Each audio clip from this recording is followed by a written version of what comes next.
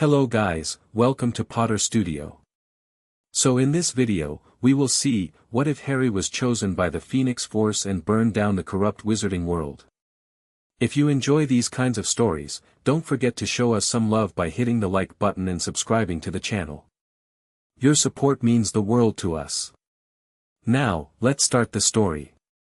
Chapter 1, Ashes of the Innocent. The graveyard stank of death. Harry hung from the marble headstone, ropes cutting into his wrists, watching Wormtail complete the ritual with trembling hands. The cauldron bubbled and hissed. The bone of the father, unwillingly given. The flesh of the servant, willingly sacrificed. Peter's scream still echoed off the tombstones. And now the blood of the enemy, forcibly taken. The cut on Harry's arm throbbed in time with his heartbeat. The Dark Lord shall rise again, Wormtail whimpered, cradling his bleeding stump. Greater and more terrible than ever before. The potion turned white-hot. Then crimson. Then something darker than black, a color that hurt to look at directly. Harry had been afraid before. The basilisk. The Dementors. 100 smaller terrors across 14 years of a life that had never been kind to him. But this fear was different. This was the cold certainty that he was about to watch something monstrous be born, and there was nothing he could do to stop it. The cauldron exploded. Steam and dark magic billowed outward. A figure rose from the ruins, tall, skeletally thin, with skin like bleached bone and eyes the color of fresh blood. Lord Voldemort drew his first breath in 13 years and smiled with lipless satisfaction. "Robe me," he commanded. Wormtail scrambled to obey, one-handed and weeping. Harry watched the Dark Lord examine his new body with clinical detachment. Long fingers flexed. That terrible face tilted, testing the neck. Voldemort retrieved his wand from Wormtail and caressed it like a lover. "I can touch you now, Harry Potter." The words were almost gentle. Voldemort crossed the distance between them in 3 strides and pressed one cold finger to Harry's scar. Pain. Not the familiar ache that came with proximity or the sharp stabs of his visions. This was pain beyond anything Harry had experienced, beyond anything he had words for. It felt like his skull was splitting open, like molten iron was being poured directly into his brain. He screamed until his throat tore. And then something answered. Deep in the spaces between realities, in the void where entropy and creation danced their eternal waltz, something vast and ancient stirred. The Phoenix Force had existed before stars. It would exist after the last black hole evaporated into nothing. It was death and rebirth given form, the fundamental truth that destruction and creation were the same thing viewed from different angles. It did not think as humans understood thought. It did not feel as humans understood feeling. But it noticed. A soul that was not one soul. A fragment of something twisted and wrong, lodged like a splinter in the mind of a child. An abomination against the natural order, a piece of existence that refused to participate in the cycle. The Phoenix Force reached across dimensional barriers with the casual ease of a human brushing away a cobweb. And it burned. Harry's scream changed pitch. Voldemort stumbled backward, his triumphant expression curdling into confusion. The boy's scar had split open, black blood pouring down his face, but that wasn't what made the Dark Lord retreat. Fire was pouring from the wound. Not red fire or even white fire, this was something else entirely, flames that seemed to exist in colors that shouldn't be possible, that hurt to look at the way staring at the sun hurt. The ropes binding Harry didn't burn away, they simply ceased to exist, unmade at the molecular level. Harry fell to his knees, still screaming, clawing at his forehead. The fire spread, down his face, across his shoulders, consuming his robes and then his skin and then stopping, somehow, at the boundary of his self. He burned. Without being burned. He was the fire and the fire was him. The Death Eaters who had been operating in response to their dark mark stopped cold. Some of them ran immediately, survival instinct overriding loyalty. The smart ones. Voldemort raised his wand. "What is this? What have you done?" Harry couldn't answer. He couldn't think. The pain had transcended pain and become something like ecstasy, like standing in the heart of a star and finding it comfortable. He could feel the fire examining every part of him, burning away something he hadn't known was there, a darkness behind his eyes, a voice that sometimes whispered in his sleep, a cold presence he'd carried so long he'd thought it was just part of being Harry Potter. The Horcrux in his scars screamed as it died. Voldemort felt it. His newly regenerated body convulsed as 1/7 of his soul was unmade. For the first time in decades, he experienced genuine terror. Kill him, he shrieked at his Death Eaters. Kill him now. Avery was the first to obey. His killing curse streaked toward Harry, green light that had ended countless lives. The flames rose to meet it. The curse didn't deflect or absorb, it simply ended, its magic unraveled and consumed. Harry rose to his feet, and his eyes were no longer green. They blazed with that impossible fire, and when he looked at Avery, really looked at him, he saw everything. He saw a boy who had been cruel to house elves because it made him feel powerful. A young man who had tortured muggles for sport and called it tradition. A father who had taught his children that some lives mattered more than others. A Death Eater who had murdered 17 people personally and assisted in the deaths of hundreds more. The Phoenix Force passed judgment. Avery didn't have time to scream. One moment he existed, the next, he was ash on the wind. What are you? Voldemort's voice cracked with something too close to fear. Harry turned to face him. Words came from his mouth, but they weren't entirely his own, something older spoke with him, through him. I am what you made. I am what you deserve. I am the fire that purifies. He took a step forward. Voldemort apparat. The crack of displaced air was almost anticlimactic. The most feared Dark Lord in a century, freshly resurrected at the height of his power, had fled from a 14-year-old boy.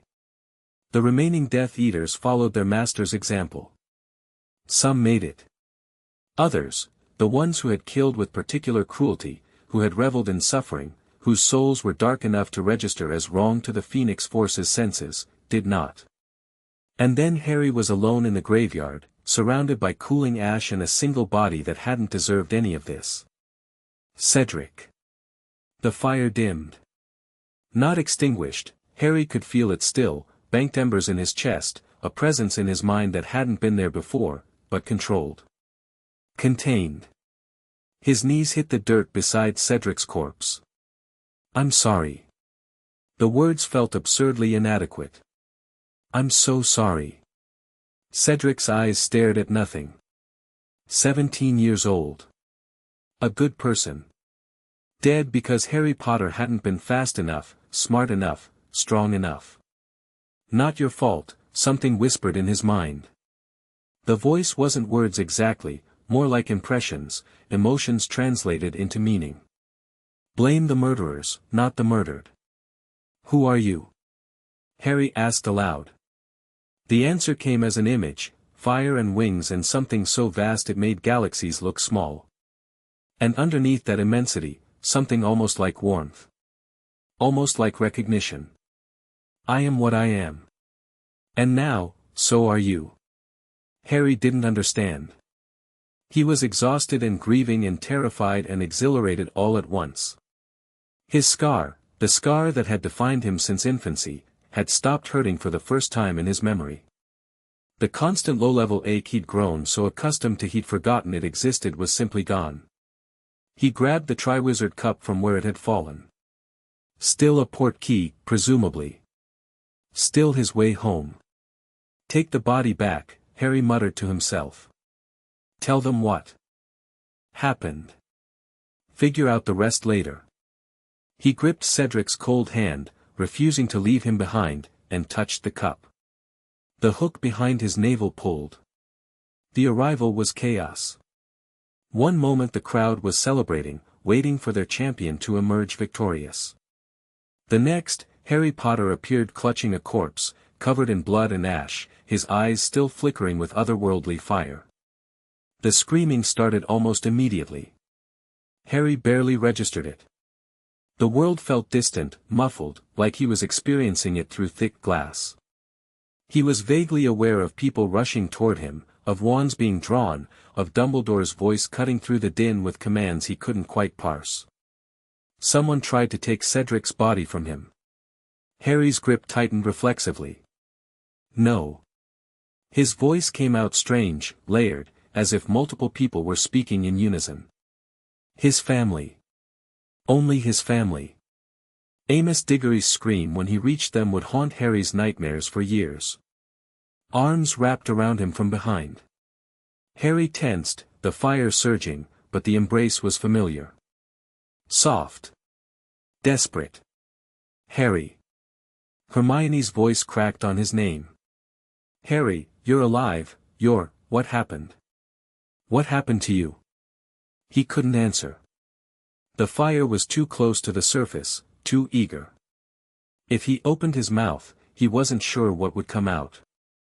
Dumbledore was there, blue eyes sharp behind half-moon spectacles, one not quite raised but not lowered either. Harry. I need you to tell me what happened. He's back. Harry's voice steadied, became his own again. Voldemort's back. The cup was a portkey. Wormtail did a ritual. And then. He trailed off. How could he possibly explain what had happened next? And then what, my boy? Something found me. Harry met Dumbledore's eyes. Something big. Something that burned the thing in my scar. The headmaster's expression flickered. Surprise, then suspicion, then carefully controlled neutrality. The thing in your scar. You know what I'm talking about. The certainty came from nowhere, or rather, from the fire, which showed him truths he had no business knowing. You've known for years. You've known what he put in me. For just a moment, Albus Dumbledore looked like a man confronted with his own sins. Then the mask slid back into place. We should continue this conversation somewhere more private. Damned right we should. Mad-Eye Moody stumped through the crowd, his magical eye spinning wildly. Potter looks like he's been through a war. Get him to the hospital wing. Get him. Harry turned to look at Moody, and the fire in his chest screamed. Wrong. This was wrong. This face, this voice, this man, all of it layered over something dark and twisted and malevolent. Harry could see through the disguise like it was tissue paper, could see the truth burning beneath. You're not Moody, he said. The imposter's wand came up fast, decades of dueling reflexes, but Harry was faster. Not with a wand. He didn't need a wand anymore. Fire erupted from his outstretched hand and caught the fake Moody full in the chest. The screaming intensified. People dove for cover. Dumbledore's wand was in his hand, but he hesitated, paralyzed by the impossibility of what he was seeing. The imposter burned. His polyjuice failed, flesh bubbling and transforming even as it charred. By the time the body hit the ground, there was nothing left but a skeleton wrapped in blackened robes and the melted remains of a hip flask. Silence. Harry stood there, arms still extended, orange flames dying around his fingers. His breath came in ragged gasps. He had just killed a man. Incinerated him in front of hundreds of witnesses. He should feel horrified. He should feel something. All he felt was the Phoenix Force's grim satisfaction, and his own terrible certainty that whatever that thing had been, it had deserved to burn. Barty Crouch Jr. Dumbledore's voice was barely above a whisper. He was staring at the body with an expression Harry couldn't read. He was supposed to be dead. He was supposed to be in Azkaban, and then dead. He was disguised as Moody all year. Harry's voice sounded hollow to his own ears. I don't know how I know that, but I do. He put my name in the goblet. He helped bring Voldemort back. The crowd had gone from screaming to deathly silence. Every eye was fixed on Harry, and in those eyes he saw fear. Raw, primal terror.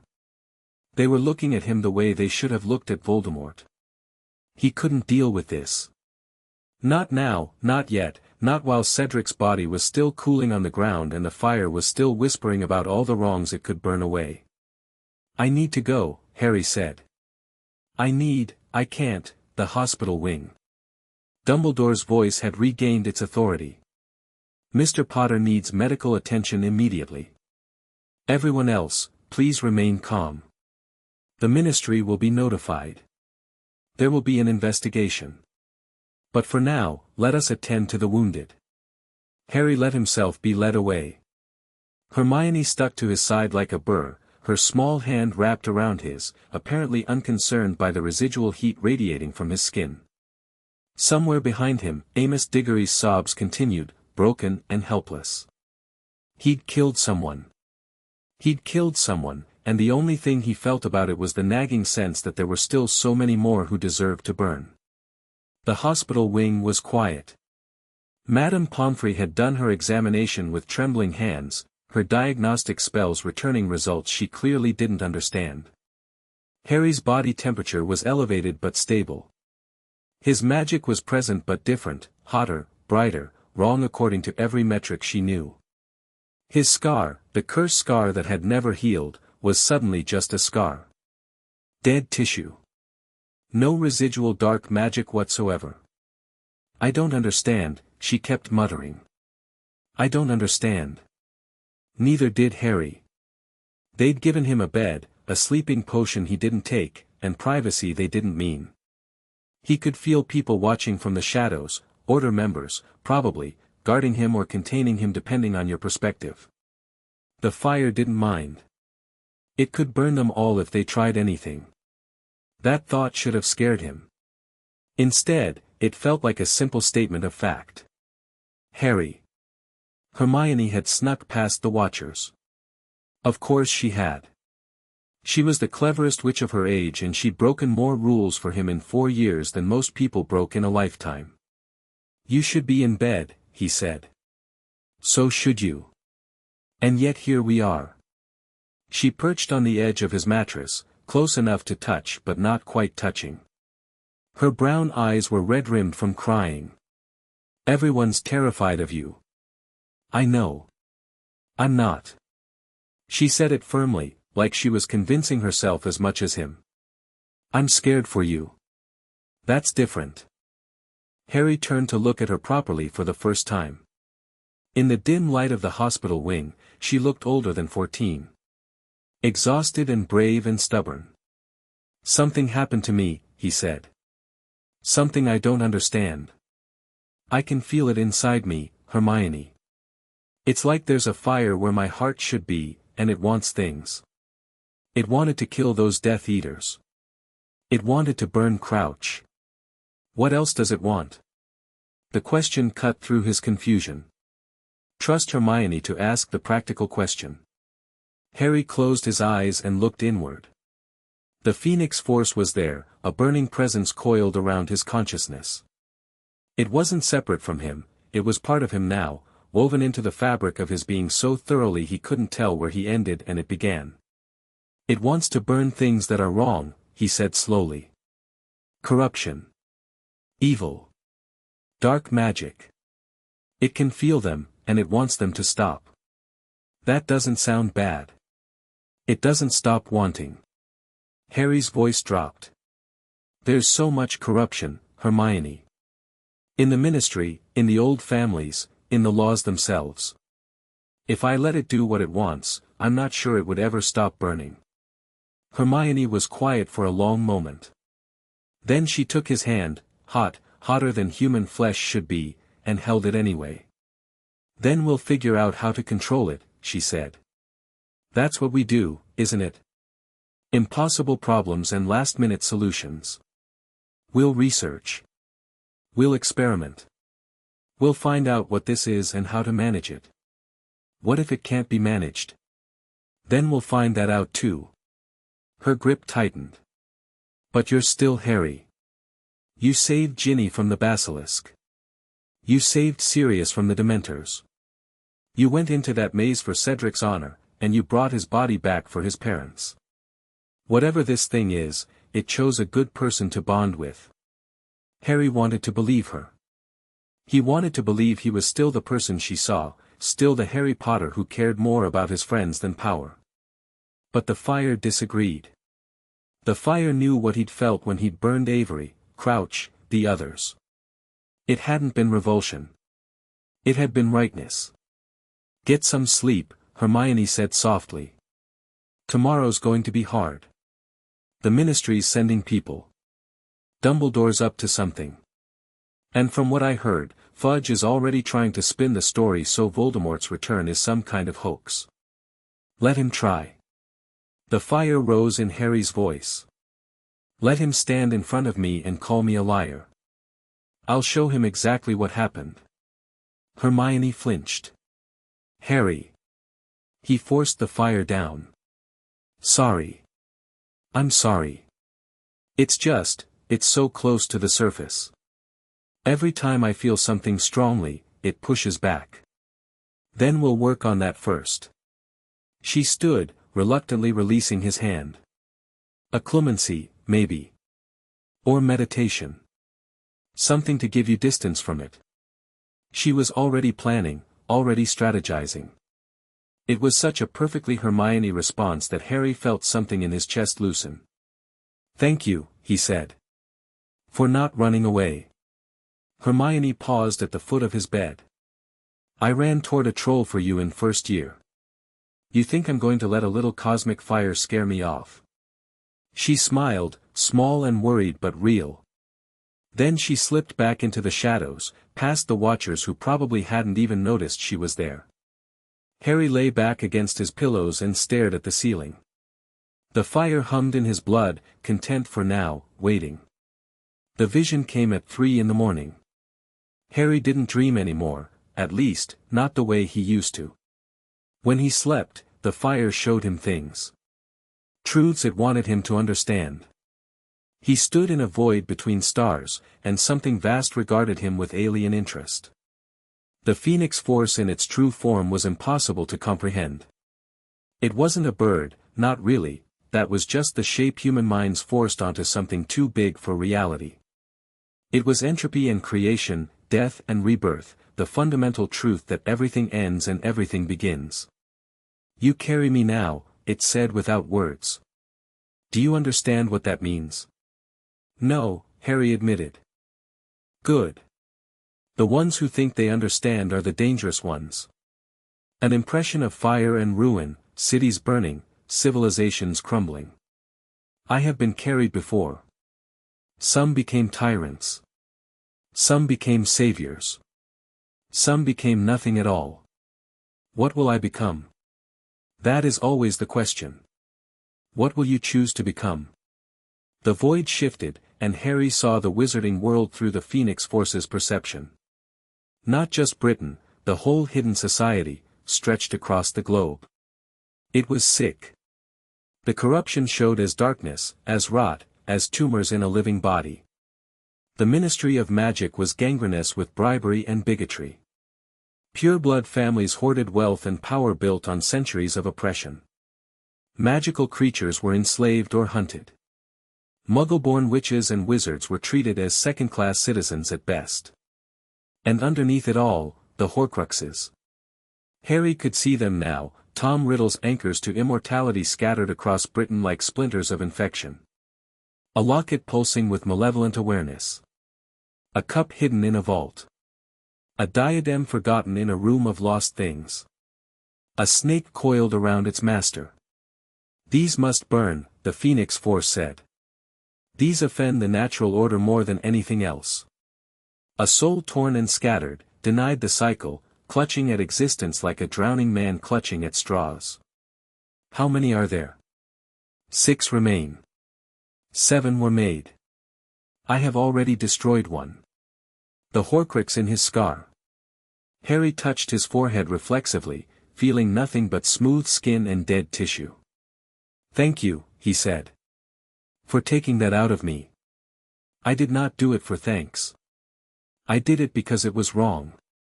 A sense of vast amusement. "But you are welcome, young host. You are perhaps the first to thank me for burning. What happens now?" "Now?" The Phoenix Force's presence seemed to expand, filling the void with heat and light. Now you return to your world. Now you face the consequences of what you are. Now you choose. Choose what? What burns? What is spared?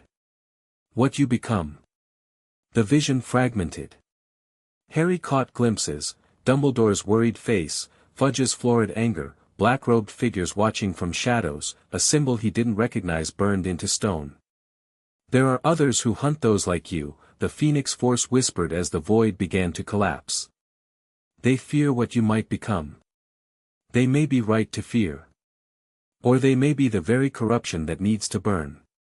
Choose wisely, young Phoenix. Or choose it all.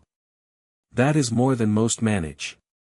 Harry woke with fire on his lips and his hands glowing like embers. Dawn came gray and cold. Harry watched the sunrise through the hospital wing's windows, cataloging the differences in how he experienced the world now. Colors were sharper. He could feel the life force of every person in the castle, dim candle flames of magic and mortality. The fire in his chest had settled into a steady burn, not consuming but present, always present. He was not the same person who had entered the maze yesterday. He wasn't sure he was even entirely human anymore. The door opened, and Cornelius Fudge strode in flanked by Aurors. The Minister for Magic looked like he hadn't slept. His lime green bowler hat was askew, his pinstriped cloak wrinkled. But his expression was set in familiar lines of stubborn denial. "Mr. Potter." Fudge's voice dripped with false concern. "How are you feeling?" "Like I watched a friend die and then killed several people." Harry didn't move from his bed. "How should I be feeling, Minister?" Fudge's eye twitched. "Yes, well. Tragic business all around. But we need to discuss your claims." "My claims? This nonsense about you-know-who returning." Fudge waved a dismissive hand. "Obviously you experienced something traumatic. Memory charms, perhaps, or some kind of dark ritual designed to confuse you. But the idea that he who must not be named is alive and well is simply, his name is Voldemort." The Aurors flinched. Fudge went pale. "And he's back," Harry continued.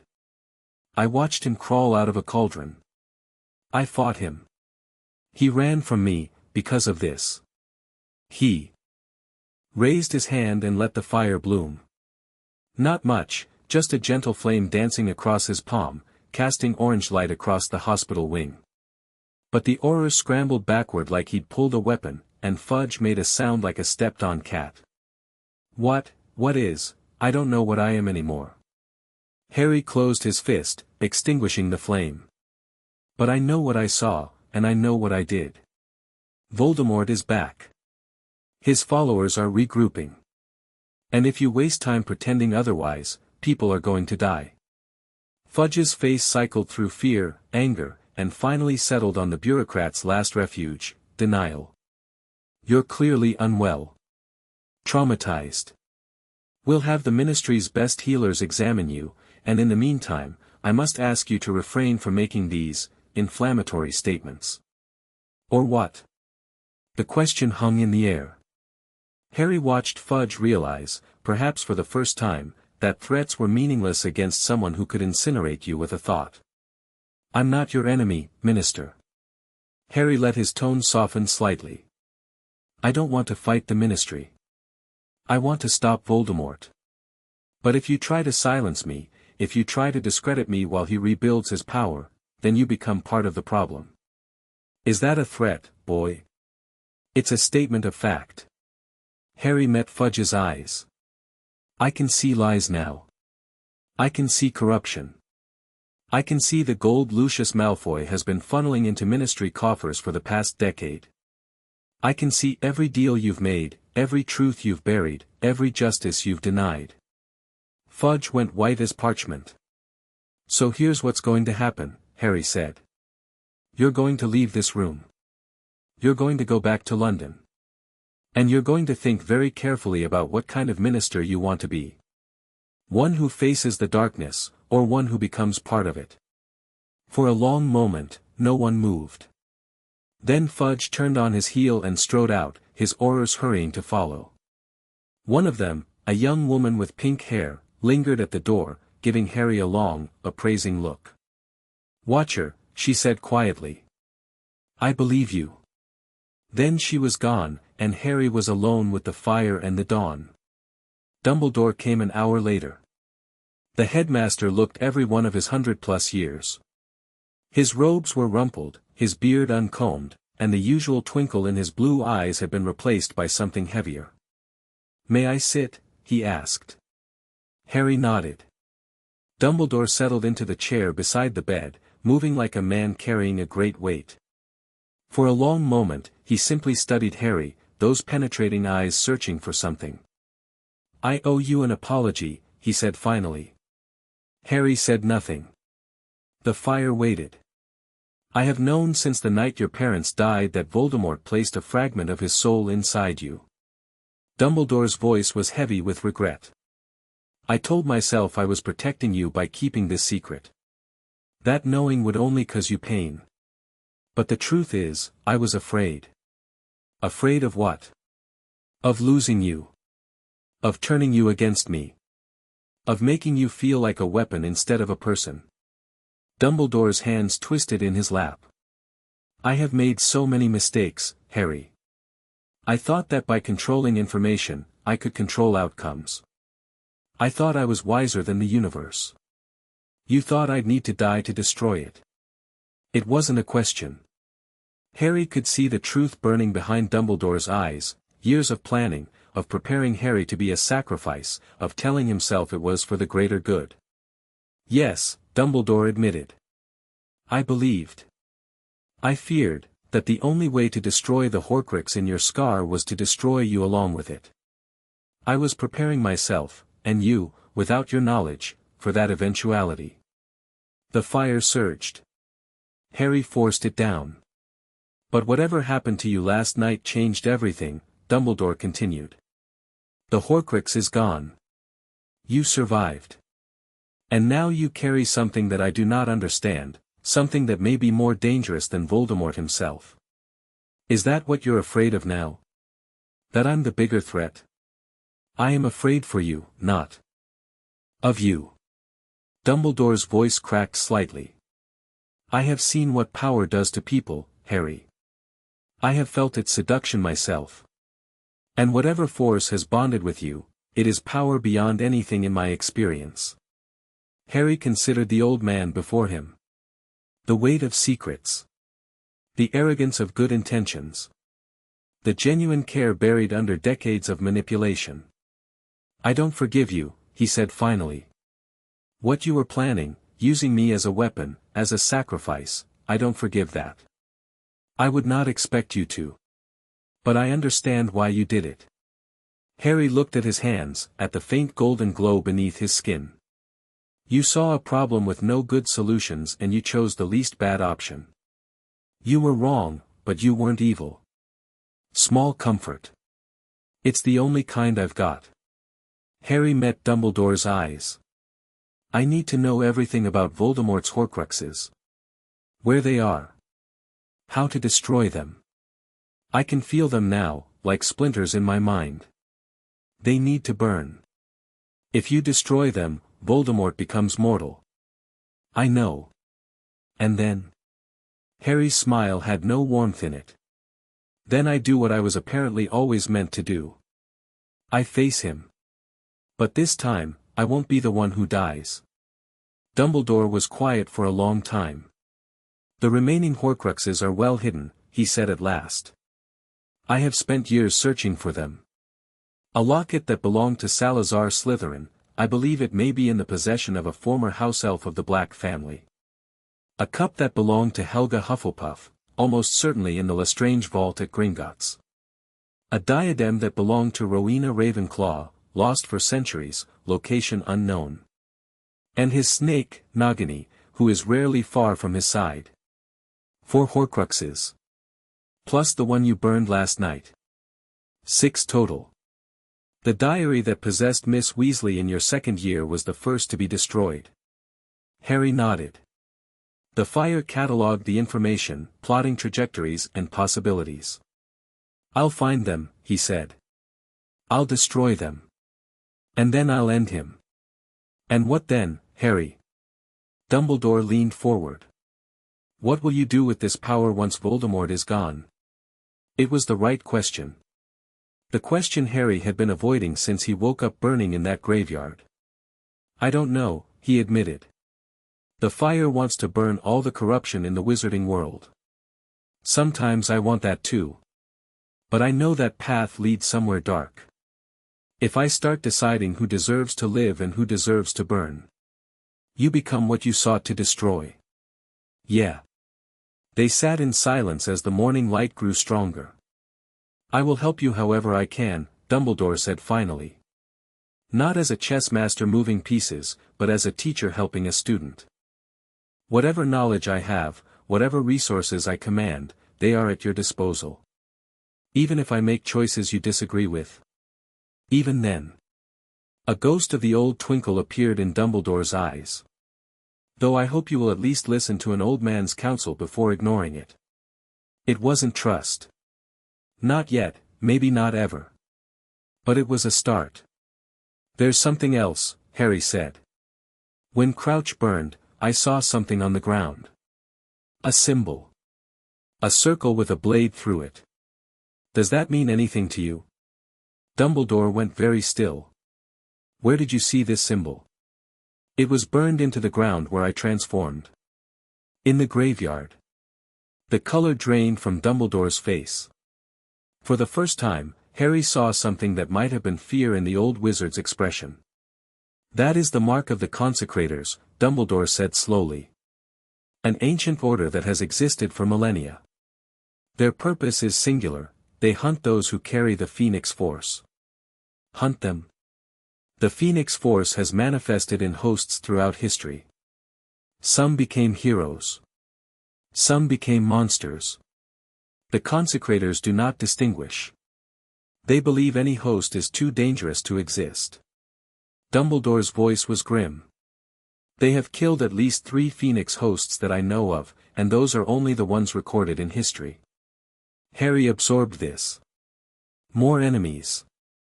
More people who wanted him dead, not for anything he'd done but for what he might become. "How do I fight them?" "I do not know. They possess artifacts and knowledge specifically designed to counter the Phoenix Force. They are patient, intelligent, and utterly ruthless." Dumbledore stood, suddenly looking even older. "I will research what I can. In the meantime, be careful, Harry. Be very careful.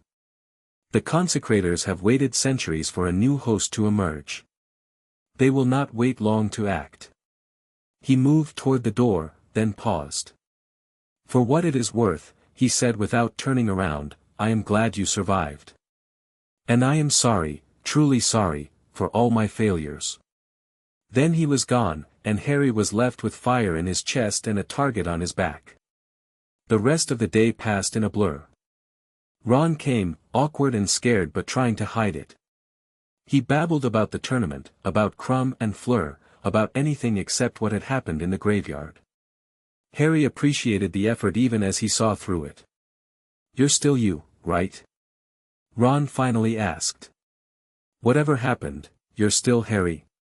"I think so." Harry managed a smile. "Still hate Malfoy. Still can't play chess worth a damn. Still think Hermione's the smartest person I know. Don't let her hear you say that. She's insufferable enough already." They laughed, and for a moment it almost felt normal.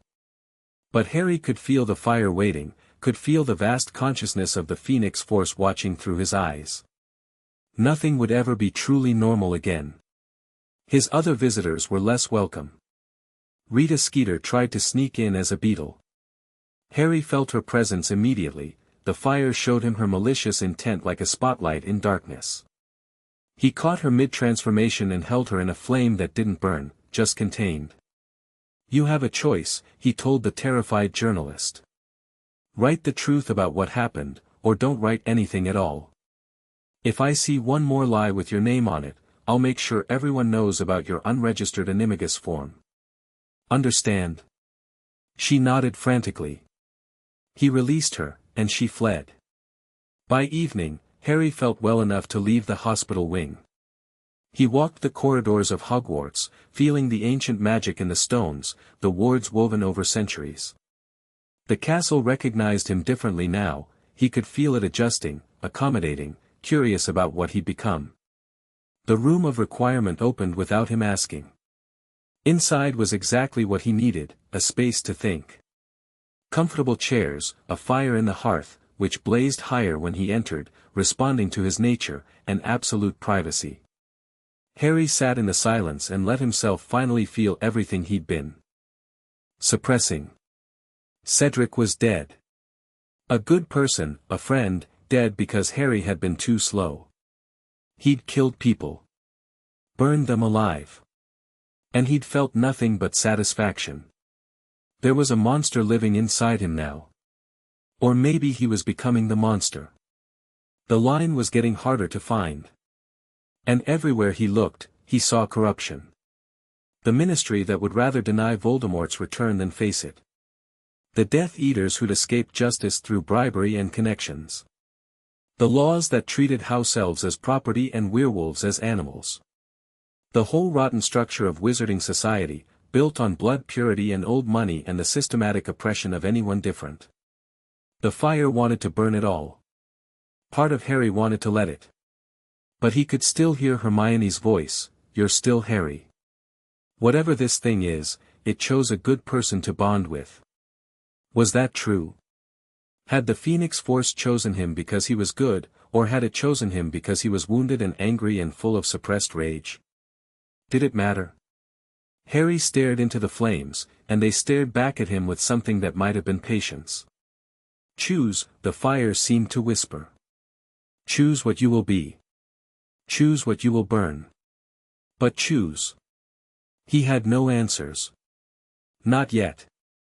But he had time. He had allies. And he had power beyond anything he'd ever imagined. Whatever came next, Voldemort, the Ministry, the Consecrators, his own darkness, he would face it. And if necessary, he would burn. That night, Harry dreamed of the future. Not prophecy, the Phoenix Force didn't deal in prophecy, but possibility. Branching paths spreading out from this moment like flames from a spark. In one path, he surrendered to the fire. He burned Voldemort, then the Death Eaters, then the Ministry, then everyone who stood in his way. He became a god of destruction, and when there was nothing left to burn, he turned the fire on himself. In another path, he suppressed the fire entirely. He tried to be normal, to pretend he hadn't been changed.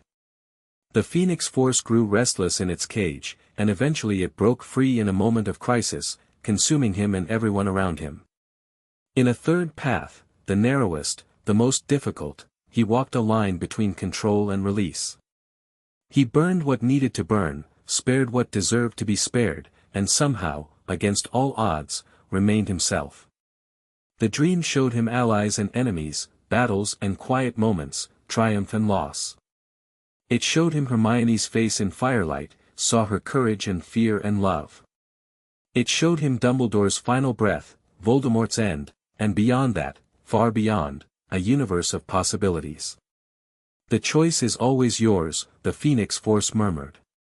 "The fire does not choose. The fire only burns what you allow it to burn. Choose wisely. Or burn everything, including yourself. Either way, I will be here." Harry woke at dawn, and his hands were on fire. But this time, he didn't try to suppress it. He watched the flames dance across his skin, felt their heat and their hunger, and made his first conscious choice. The fire dimmed. Not extinguished, never extinguished, but controlled. Contained. Waiting. He would need that patience. The summer was coming. Voldemort was rebuilding. The Ministry was lying. The Consecrators were watching. And Harry Potter, the boy who lived, the host of the Phoenix Force, was done being a pawn in other people's games. Whatever came next, he would face it on his own terms. And if the world tried to burn him, he would burn it right back. Chapter 1 and Chapter 2, Trial by Fire. The summer heat pressed down on Privet Drive like a suffocating blanket, but Harry didn't feel it anymore. He sat on the edge of his bed in the smallest bedroom of number 4, watching the sunset paint the sky in shades of orange and red. 2 weeks since the graveyard. 2 weeks since everything changed. The Dursleys had noticed the difference immediately, not that he'd told them anything, but they could sense it the way animals sense a predator. Vernon hadn't raised his voice once since Harry came home. Petunia watched him from doorways, her horse-like face pinched with something that might have been fear or might have been recognition. She'd known Lily, after all. She'd seen magic before. But this was different. This was something that made the hairs on her arms stand up when Harry walked past. Dudley had taken one look at Harry's eyes, still green, but with something burning behind them now, and hadn't come within 10 feet of him since. Harry supposed he should feel guilty about that. They were still his family, technically. They'd housed him for 14 years, however grudgingly. But the fire didn't care about grudging hospitality. The fire saw the cupboard under the stairs, still fitted with its locks. The fire saw the bars that had been on his window. The fire saw 14 years of neglect and cruelty dressed up as respectability. It wanted to burn this house to the ground. Harry kept it contained. Barely. The letters from his friends helped. Hermione wrote daily, long missives full of research and theories and carefully worded concern. She'd found references to the Phoenix Force in obscure magical texts, always vague, always incomplete, but enough to confirm that this had happened before. The hosts are called different things in different cultures, she'd written yesterday. Firebirds in Eastern Europe. Burning ones in ancient Egypt. The immolated saints in certain Catholic texts that the Church has tried very hard to suppress. But the pattern is always the same, ordinary people transformed by contact with something cosmic, wielding power that terrifies everyone around them. The texts disagree on whether the hosts were heroes or monsters. I think that's because they were both, depending on the choices they made. Please keep making good choices, Harry. I know you will. Ron's letters were shorter and more awkward. He was scared, Harry could read it between the lines, but he was trying not to be. He wrote about Quidditch and food and the twins' latest experiments, carefully avoiding any mention of what had happened at the tournament. Harry appreciated the normalcy, even if it felt like a costume that no longer fit. The Order of the Phoenix watched him constantly. He could feel their presence, Mundungus Fletcher's tobacco-stained magic lurking in the bushes, the sharper awareness of whoever replaced him on rotation. They thought they were being subtle. Nothing was subtle to Harry anymore. He felt the Dementors before he saw them. It was Thursday, just past 8 in the evening. Harry had gone for a walk to escape the oppressive silence of the Dursley house. The neighborhood was quiet, families settling in for the night, the mundane rhythms of suburban life playing out behind closed doors. Then the temperature dropped. The warmth of summer vanished in an instant, replaced by a bone-deep cold that had nothing to do with weather. The streetlights flickered and died. The happy sounds of evening, televisions, conversations, a dog barking somewhere, faded into suffocating silence. Harry stopped walking. 2 figures glided around the corner of Wisteria Walk. Tall, cloaked, moving with that horrible drifting motion that defied physics. Their presence sucked the joy from the air, the hope from the heart, the warmth from the world. Dementors. In little whinging. For a moment, Harry felt the old fear. The memories the Dementors drew out, his mother's screams, the flash of green light, the cold certainty of death approaching. The despair they brought, the sense that nothing good had ever existed or would ever exist again. Then the fire woke up. It rose through him like lava through rock, burning away the despair, incinerating the false memories. The Phoenix Force did not tolerate these creatures, these violations of the natural order, these parasites that fed on human suffering. The Dementors stopped their advance. Their faceless heads turned toward Harry, sensing something they had never encountered before. Pray that was not prey. You shouldn't be here, Harry said. His voice came out layered, resonant with power that wasn't entirely his own. This isn't your hunting ground. The Dementors didn't retreat. They were creatures of instinct, of hunger. They knew only consumption. The presence of so much life force, so much power, overrode whatever self-preservation they might have possessed. They lunged. Harry didn't reach for his wand. He didn't need it. He raised his hand, and the fire answered. It wasn't like casting a Patronus. The Patronus was a shield, a defense, a happy memory given form. This was something else entirely. This was judgment. This was the fundamental truth that some things should not exist, given the power to enforce itself. The flames that erupted from Harry's palm were white gold and endless. They struck the first Dementor and didn't stop, didn't push it back, didn't drive it away, didn't merely oppose its darkness. They unmade it. The Dementor screamed. Harry hadn't known they could scream, had never heard anyone describe such a sound, but it tore through the night like nothing human, a sound of something ancient and terrible being erased from existence. The creature burned. Its cloak, its form, whatever passed for its essence, all of it consumed in an instant, reduced to nothing, not even ash.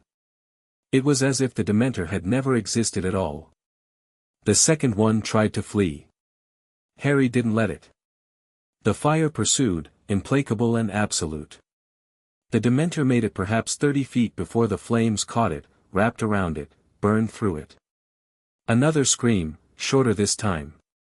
Another absence where something had been. The streetlights flickered back to life. The warmth of summer returned, sudden and almost shocking after the Dementor's cold. Somewhere nearby, a dog started barking again. Harry stood alone on the sidewalk, his hands still raised, flames slowly dying around his fingers. He'd just destroyed 2 Dementors.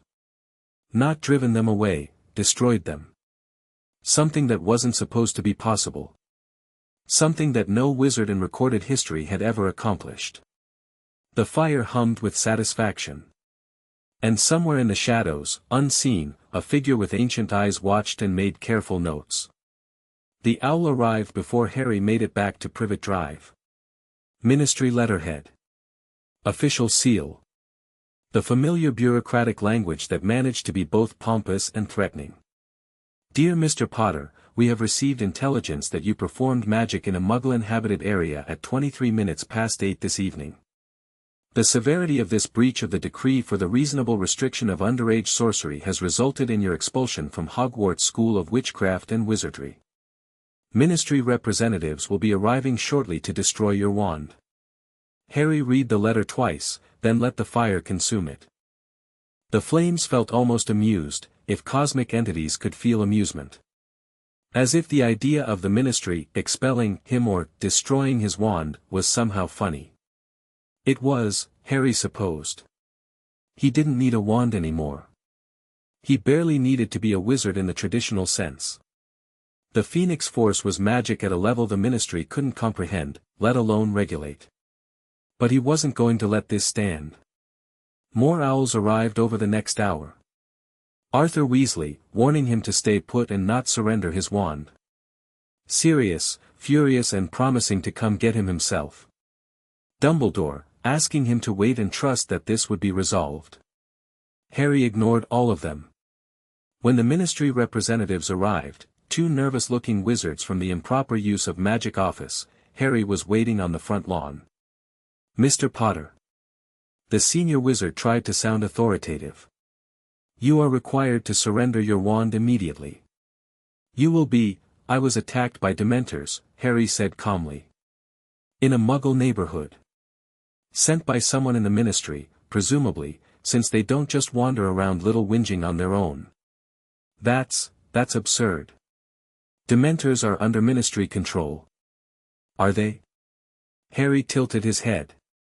The fire showed him things, the man's nervousness, his uncertainty, the orders he'd been given and the doubts he tried not to feel. Show me the duty roster. Show me where those Dementors were supposed to be tonight. Show me who ordered them to come here. The wizard's face reddened. You don't get to make demands. You're a child who has been expelled. I haven't been expelled. Harry let a flicker of flame dance across his knuckles. Not threatening, not quite. Just a reminder. There's going to be a hearing. Due process. Unless the Ministry has decided to abandon the rule of law entirely. The younger wizard grabbed his partner's arm. Jenkins. Jenkins, look at his hands. They both looked. They both went pale. I'm going to go back inside now, Harry said pleasantly. When the Ministry decides to hold my hearing, I'll attend.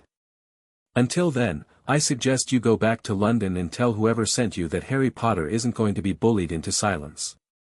He turned his back on them and walked inside. They didn't try to stop him. The next 2 weeks were a flurry of letters, negotiations, and barely contained panic from everyone who knew what Harry had done. Dumbledore intervened with the Ministry, postponing the expulsion and demanding a full hearing. The Order of the Phoenix went into overdrive, investigating how Dementors had ended up in Little Whinging. Someone high in the Ministry had given the order, but no one could prove who.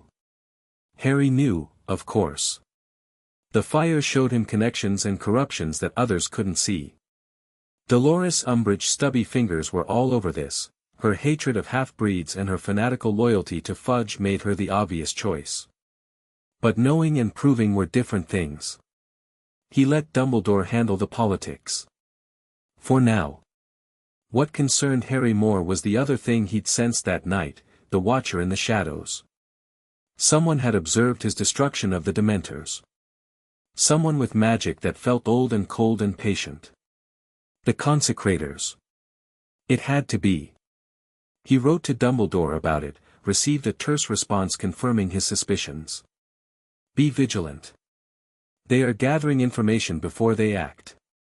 We are doing the same. Not exactly reassuring. Hermione's letters became more frantic as the hearing approached. She'd researched wizarding law exhaustively, preparing arguments and precedents that might help his case. Harry appreciated the effort, even though he suspected it wouldn't matter. This wasn't really about magic in front of Muggles. This was about Cornelius Fudge's desperate need to discredit him, to make the boy who lived into a lying, unstable criminal rather than a credible witness to Voldemort's return. The fire wanted to burn Fudge's lies to ash. Harry wasn't sure that was wrong. The morning of the hearing arrived gray and overcast. Harry dressed carefully, clean robes, neat hair, the appearance of a respectful young wizard. The irony wasn't lost on him. He could level the Ministry building if he chose, but he was still playing their games. For now, the fire whispered. We play their games for now. Mr. Weasley met him in London, nervous and well-meaning and utterly unprepared for what Harry had become. He kept shooting glances at Harry's hands, as if expecting flames to erupt at any moment. Now remember, Arthur said for the third time, stay calm. Don't antagonize them. Dumbledore will be there, and, I know, Mr. Weasley. Thank you. The Ministry of Magic was a monument to bureaucracy, black marble and gold fixtures and countless witches and wizards hurrying about looking important. Harry felt their magic like candle flames, dim and flickering compared to the inferno he carried. The fire showed him other things too. Bribery flowing through the system like blood through veins. Petty cruelties dressed up as policy. The endless small corruptions that kept the whole machine running. It was so much worse than he'd imagined. They rode the lift down to level 9, where the courtrooms waited. The Wizengamot. The full assembly, gathered to judge a 14-year-old boy for the crime of surviving an assassination attempt. The chamber was vast and cold, designed to intimidate. Rows of plum-robed witches and wizards looked down from raised benches, their faces ranging from hostile to merely curious. At the center, behind the highest bench, sat Cornelius Fudge with Dolores Umbridge on one side and Amelia Bones on the other. Harry walked to the chair in the center of the room. Chains hung from its arms, waiting to bind the accused. He sat down. The chains rattled but didn't move. Fudge's eye twitched. "Harry James Potter," the minister began, his voice echoing in the chamber, "you stand accused of performing magic in a Muggle-inhabited area in the presence of a Muggle, contrary to, I was attacked by Dementors." Fudge's mouth snapped shut. The chamber buzzed with whispers. "You will speak when spoken to," Umbridge's girlish voice cut through the noise. "The accused does not interrupt these proceedings." Harry turned to look at her. The fire recoiled. He'd known she was corrupt. He'd expected the petty cruelty that Hermione had warned him about, the bureaucratic sadism that passed for authority in people like her. But this was something else. Dolores Umbridge wasn't merely corrupt. She was wrong in a fundamental way, a walking embodiment of everything the Phoenix Force despised. Order without justice. Rules without mercy. Authority serving only itself. Looking at her was like looking at a tumor given human form. "Dementors," Fudge said loudly, trying to regain control of the room. "You claim Dementors attacked you in Little Whinging. A transparent fabrication." "I don't claim anything." Harry's voice was calm, but something in it made the nearest Wizengamot members lean back in their seats. There were 2 Dementors. They came from the direction of the main road at approximately 23 minutes past 8. They attacked me. I defended myself. With what magic? Amelia Bones leaned forward, genuinely curious. Our instruments detected no Patronus charm. I didn't use a Patronus. Silence. Then what, Fudge demanded, did you use? Harry considered the question. He could lie, claim some variant of defensive magic, let them believe what they wanted. That's what the old Harry would have done. Play the game, minimize the threat, survive another day. But the old Harry had died in that graveyard. I destroyed them, he said simply. The chamber erupted. Voices overlapped, questions, accusations, disbelief shouted from every direction. Fudge pounded his gavel uselessly. Umbridge's face had gone blotchy with rage. Order. Amelia Bones' voice cut through the chaos. We will have order. The noise subsided gradually. Bones fixed Harry with an intense stare. Mr. Potter. Are you claiming that you destroyed 2 Dementors? That you killed creatures that have never, in recorded history, been successfully destroyed? Yes. How? Harry raised his hand. He let the fire show itself, just a gentle flicker, barely visible, but enough. The temperature in the chamber rose by several degrees. Something happened to me during the Triwizard Tournament. I don't fully understand it yet. But whatever it is, it doesn't like Dementors very much. Pandemonium. Again. This time it took longer to restore order. Harry sat in his chair and watched the Wizengamot members argue among themselves, watched Fudge's growing panic, watched Umbridge's hatred crystallize into something cold and purposeful. Dumbledore arrived in the middle of the chaos, his entrance cutting through the noise like a knife. He swept into the chamber with quiet authority, taking a position at Harry's side. My apologies for the delay, he said calmly. I trust the proceedings have been fair. Dumbledore. Fudge spat the name. This is an internal ministry matter. You have no standing, I am here as witness for the defense. Unless the ministry has decided to deny the accused their legal rights. The question hung in the air, pointed and dangerous. Proceed, Bones said before Fudge could respond. But we will have answers, Dumbledore. The boy just claimed to have destroyed Dementors. Either he's lying, or something fundamental has changed, Dumbledore finished. Yes. I believe the second option is correct. The hearing lasted 3 hours. Harry told his story, most of it, anyway. The attack in the graveyard, heavily edited. The transformation, vaguely described. The Dementors in Little Whinging, straightforwardly explained. He left out the Horcruxes, the Consecrators, and the full extent of what the Phoenix Force could do. Some things were not for the Ministry to know. Dumbledore produced a witness, Arabella Figg, a squib neighbor who had seen the Dementors before Harry destroyed them. Her testimony was shaky but sufficient. She couldn't see the creatures herself, but she'd felt their presence and seen Harry's fire. More importantly, Dumbledore raised the obvious question: how had Dementors come to Little Whinging in the first place? They are under Ministry control, he reminded the Wizengamot. They don't simply wander into Muggle neighborhoods on their own. Someone ordered them there.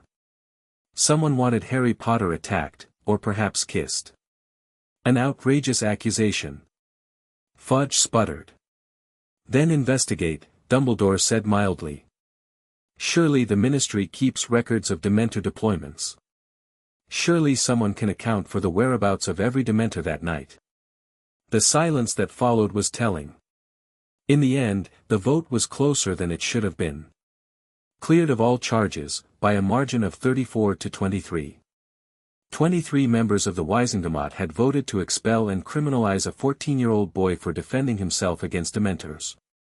Harry looked at each of them as the vote was called. He memorized their faces. The fire memorized their names. Afterward, in the corridor outside the courtroom, Dumbledore pulled him aside. That was dangerous, Harry. Showing them what you can do. They already knew something had changed. Fudge's people have been watching me all summer. Harry's voice was flat. At least now they're afraid of the right thing. Fear can drive people to desperate acts. So can lies. Harry turned to face the old wizard. Fudge is never going to admit Voldemort is back. He's going to spend all his energy trying to destroy my credibility instead of preparing for war. People are going to die because of his cowardice. Yes. Dumbledore's voice was heavy. They probably are. And you're just going to let that happen? Wait and watch while he buries his head in the sand. What would you have me do, Harry? Storm the Ministry? Force Fudge from office?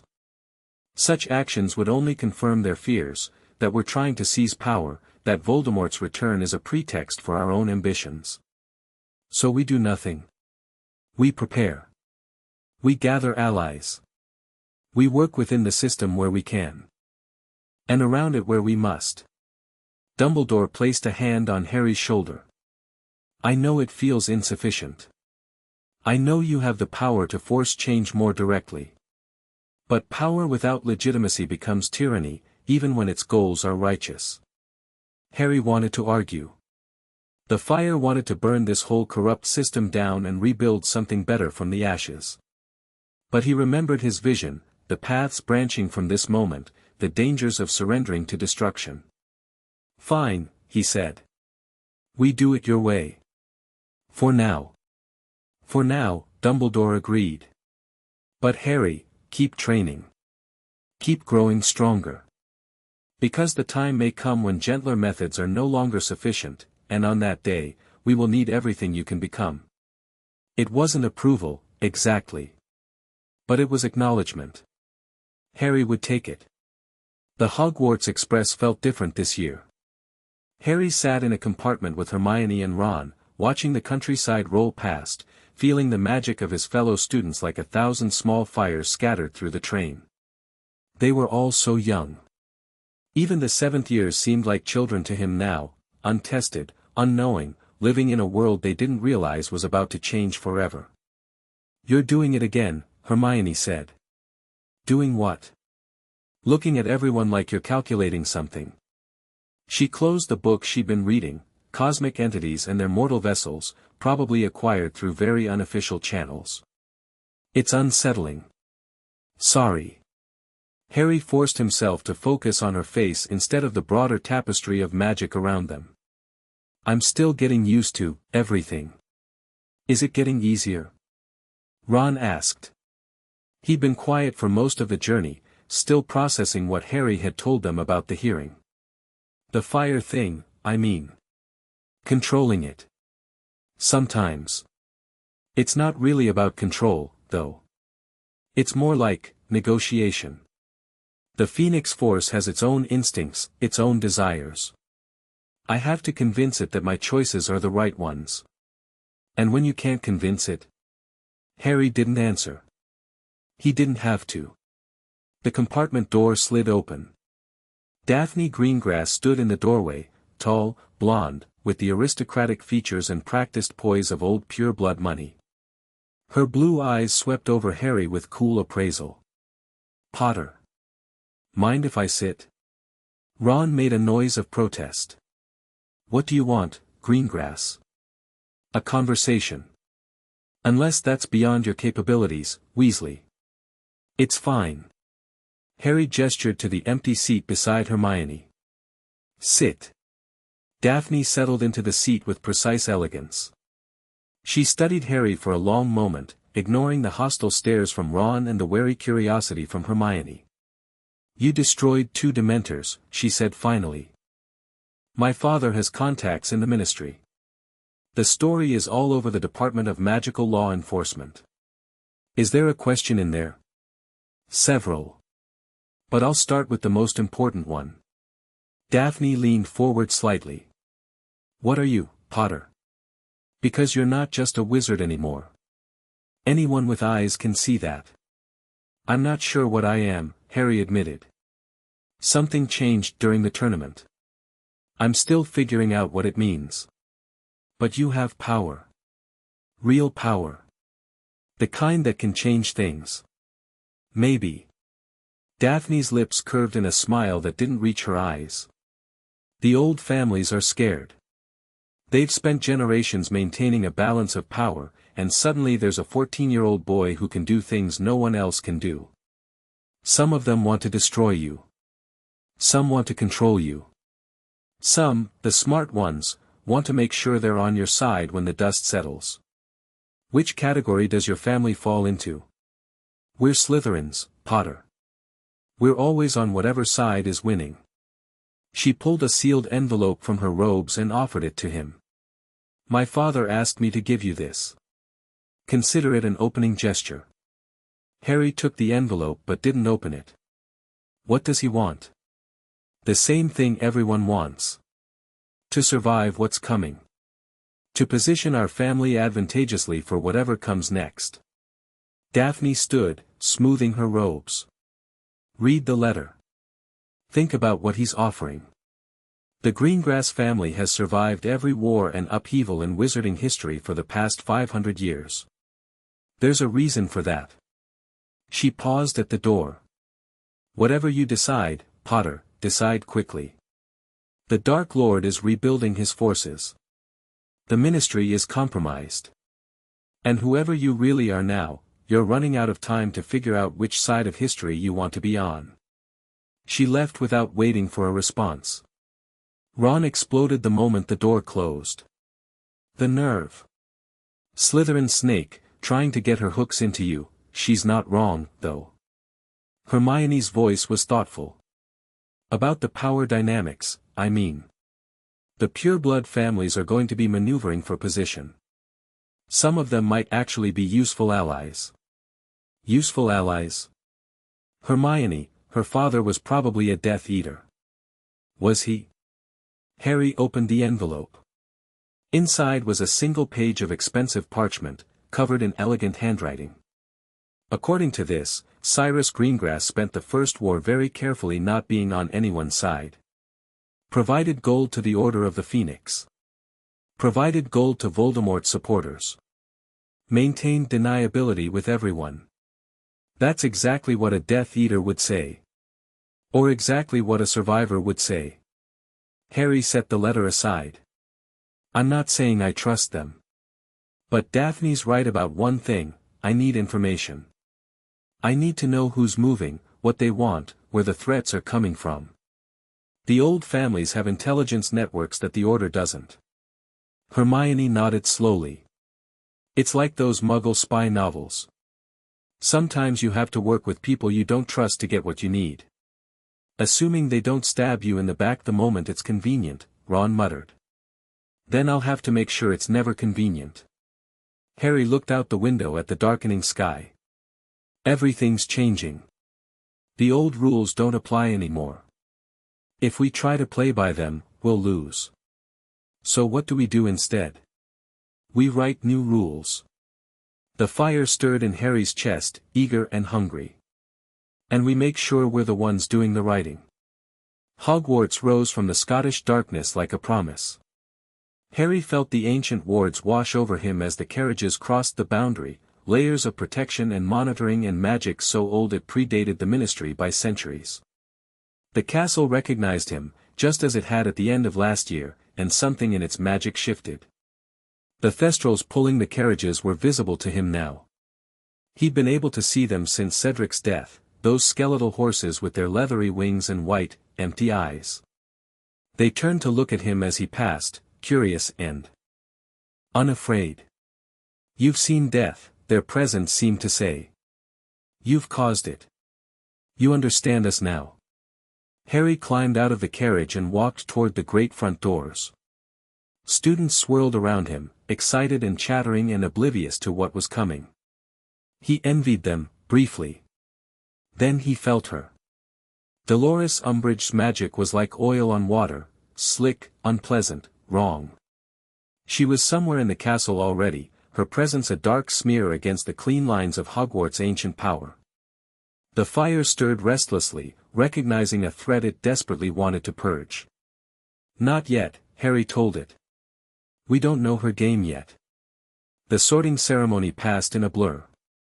Harry sat at the Gryffindor table, eating without tasting, his attention fixed on the staff table where Umbridge sat beside Dumbledore. She wore pink robes, pink bows in her hair, a pink smile that didn't reach her eyes. Everything about her screamed innocence and sweetness. The fire knew better. Dumbledore's start-of-term speech was careful and measured, welcome to new students, warnings about the Forbidden Forest, the usual. Then he introduced the new defense against the dark arts teacher. Professor Umbridge has graciously agreed to join us from the Ministry of Magic, hem hem. The sound was small, simpering, and somehow louder than Dumbledore's voice. Umbridge rose from her seat, that terrible smile widening.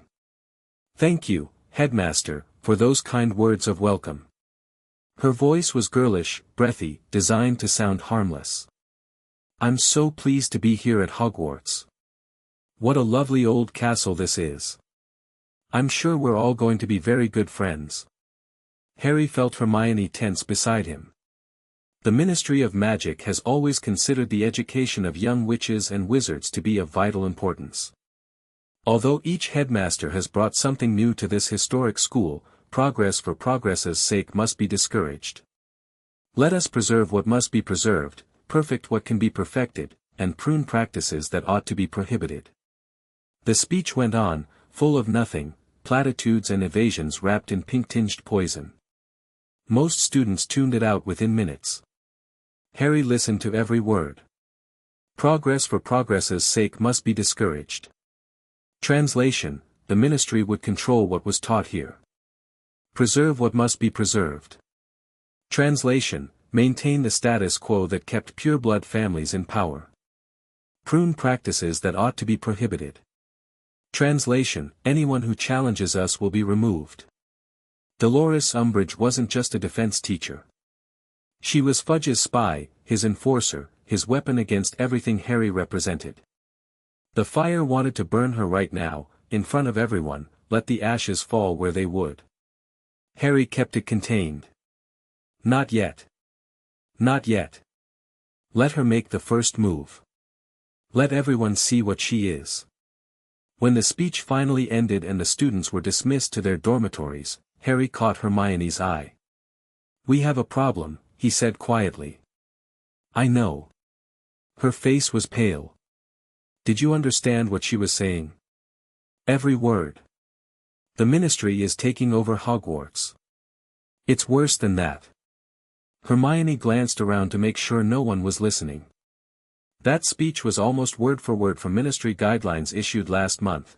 I read about it in the Daily Prophet, buried in the back pages. They're claiming expanded authority over all magical education. Curriculum standards. Hiring decisions. Student discipline. And Dumbledore's just letting it happen. What choice does he have? Fight the Ministry openly and confirm everything Fudge has been saying about him trying to seize power? Hermione shook her head. It's a trap. We're surrounded by traps. Then we'll burn our way out. Harry's voice was calm, but his eyes flickered with that impossible fire. Umbridge thinks she's in control. Let her think that. Let her overreach. And when she does, when everyone sees what she really is, we'll make our move. What kind of move? I don't know yet. Harry smiled, and there was nothing boyish about it. But I have a feeling Professor Umbridge is going to help me figure it out. The first defense against the dark arts class came 3 days later. Harry arrived early, taking a seat in the back where he could observe the whole room. The fire simmered in his chest, eager and watchful. He'd spent the past 3 days learning what he could about Umbridge, her career at the Ministry, her anti-werewolf legislation, her role in the campaign against him. She was worse than he'd imagined. Not evil in the grand sense that Voldemort was evil, she'd never tortured or killed anyone directly. But she'd spent her career making other people's lives worse in 1,000 small ways. Regulations that stripped rights from magical creatures. Policies that made Muggleborns live harder without ever explicitly discriminating. A lifetime of petty cruelty wielded like a weapon. The Phoenix Force loathed her. Umbridge entered the classroom precisely on time, wearing a pink cardigan over her robes, that simpering smile fixed firmly in place. Good morning, children. A few students mumbled responses. That won't do. When I say good morning, you will reply, good morning, Professor Umbridge. Let's try again. Good morning, class. Good morning, Professor Umbridge, the class chanted, the words dragged out with varying degrees of reluctance. Much better. She flicked her wand, and words appeared on the blackboard, defense against the dark arts, a return to basic principles. Now, wands away and quills out, please. Confused murmurs rippled through the room. Defense was a practical class, always had been. You will not need wands in my classroom. Umbridge's smile never wavered. The Ministry has approved a course of defensive magical theory that should be more than sufficient to see you through your examinations. We're not going to practice spells? Dean Thomas asked. I see no reason why you would need to. In a proper learning environment, using spells should be unnecessary. You will be learning about defensive magic in a secure, risk-free way. Risk-free? Ron's voice was incredulous. But what about, hand, Mr. Weasley? Umbridge's smile tightened. We raise our hands when we wish to speak in my class. Harry watched the exchange with cold calculation. She was testing them, seeing who would push back, who would comply, who would be trouble. Her eyes kept flickering to him, waiting for his response. He said nothing. Not yet. Hermione raised her hand. Yes, Miss Granger. I've read through the entire course curriculum, and there's no mention of practical defensive spell work. Just theory. As I said, Miss Granger, theory should be perfectly adequate, but how can that be adequate? Hermione's voice rose with genuine frustration. How are we supposed to defend ourselves if we're never taught how to use defensive spells? Defend yourselves. Umbridge laughed, a girlish titter that made Harry's skin crawl. From whom, Miss Granger? Who do you imagine would want to attack children like you? The room went silent. Harry felt every eye turn toward him. Umbridge's smile sharpened with triumph.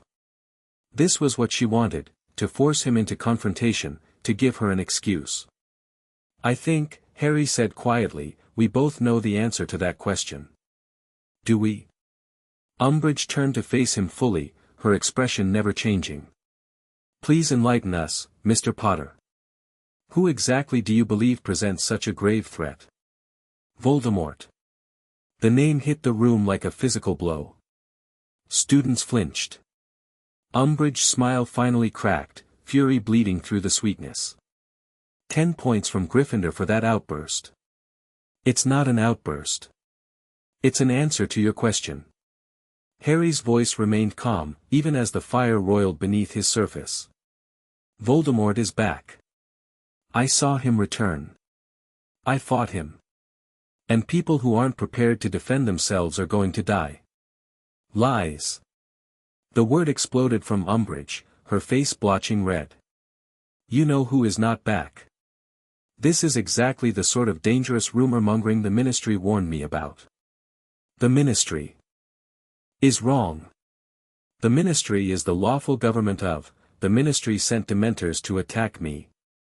Harry was on his feet now, the fire burning behind his eyes. The Ministry is so desperate to deny the truth that they tried to have me killed or worse. And you, he pointed at Umbridge. You're here to make sure nobody learns how to fight back when Voldemort comes for them. The room had gone deathly silent. Umbridge's mask had slipped completely, revealing the hatred beneath. Detention, she hissed.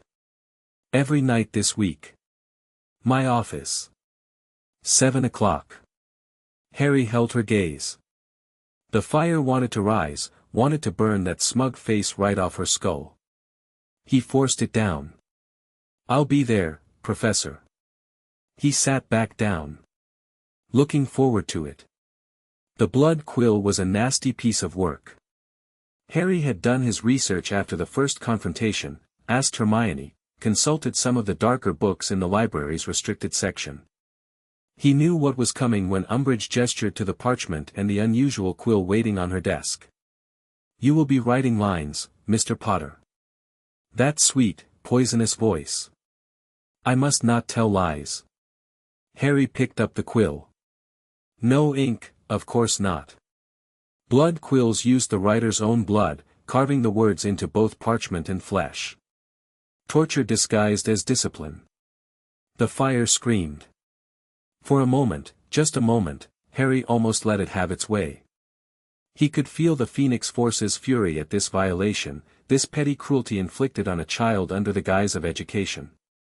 It wanted to burn Umbridge down to her component atoms, wanted to purify this office of her presence, wanted to make an example that would echo through history.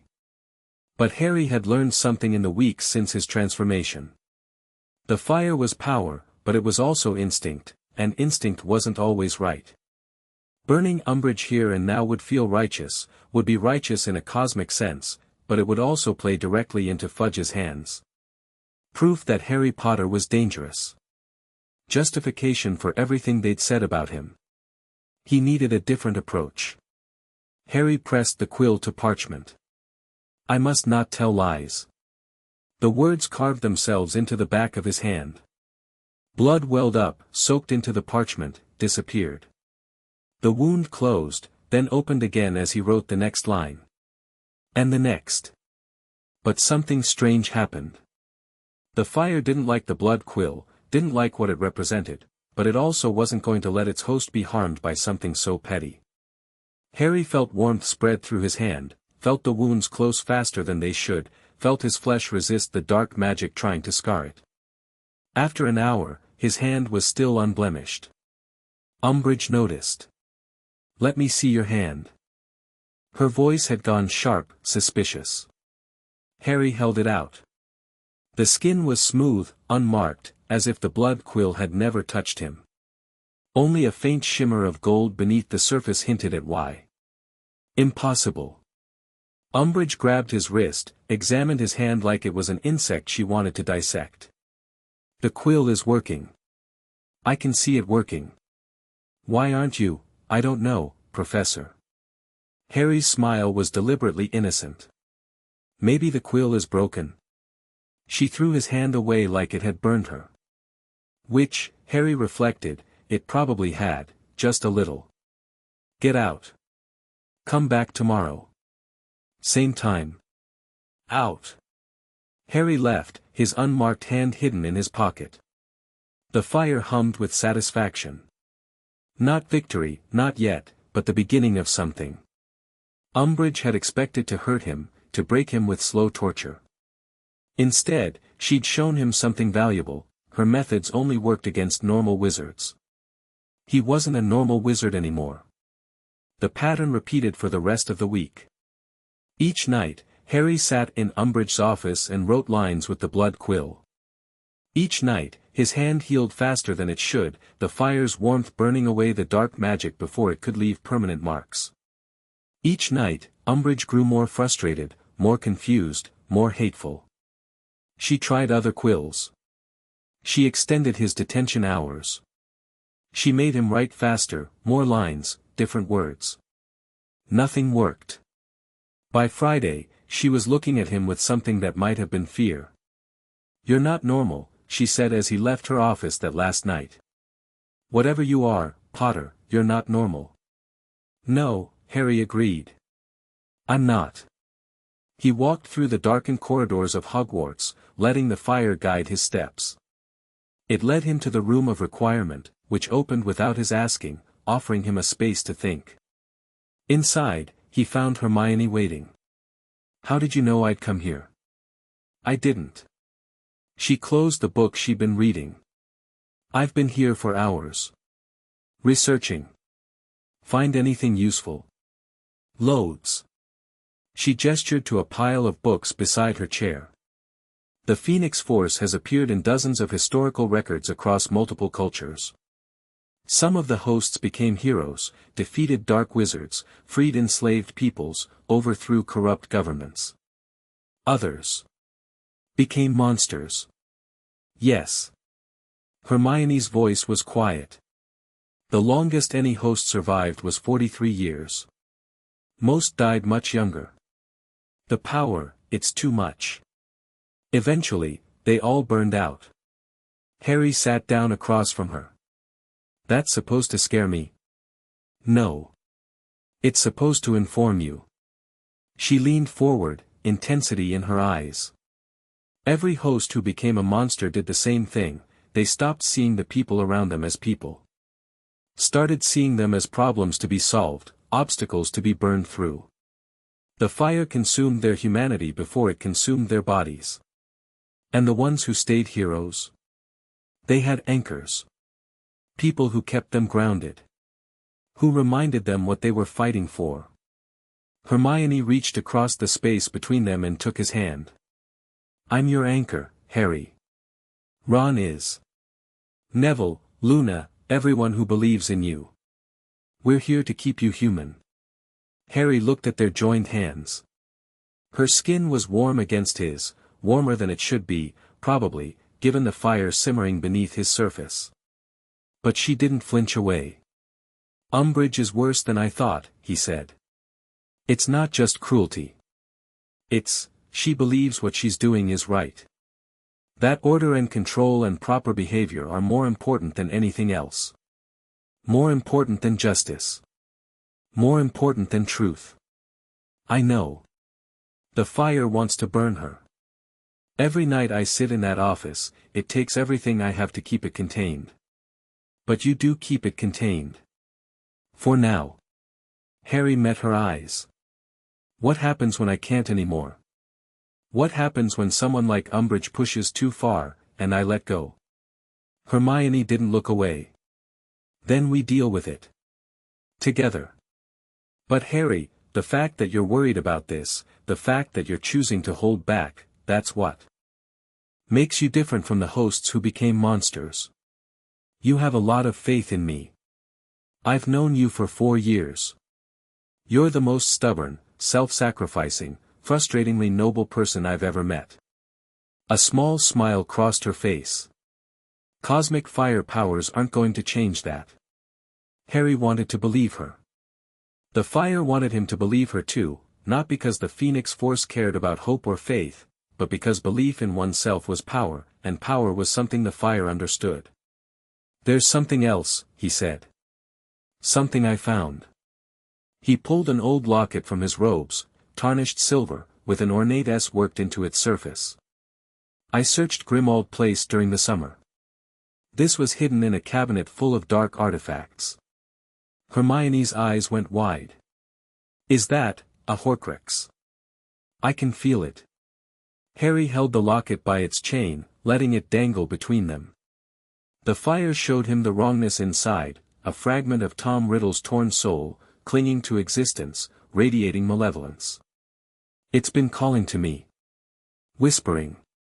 Trying to corrupt me. Harry, it can't. His voice was certain. The Phoenix Force won't let it. But I can't destroy it yet. I need to know more about where it came from, how many others there are, where Voldemort has hidden them. Dumbledore knows about them. Probably knows more than he's told me. Harry tucked the locket back into his robes. I'm going to find out everything. And then I'm going to burn them. All of them.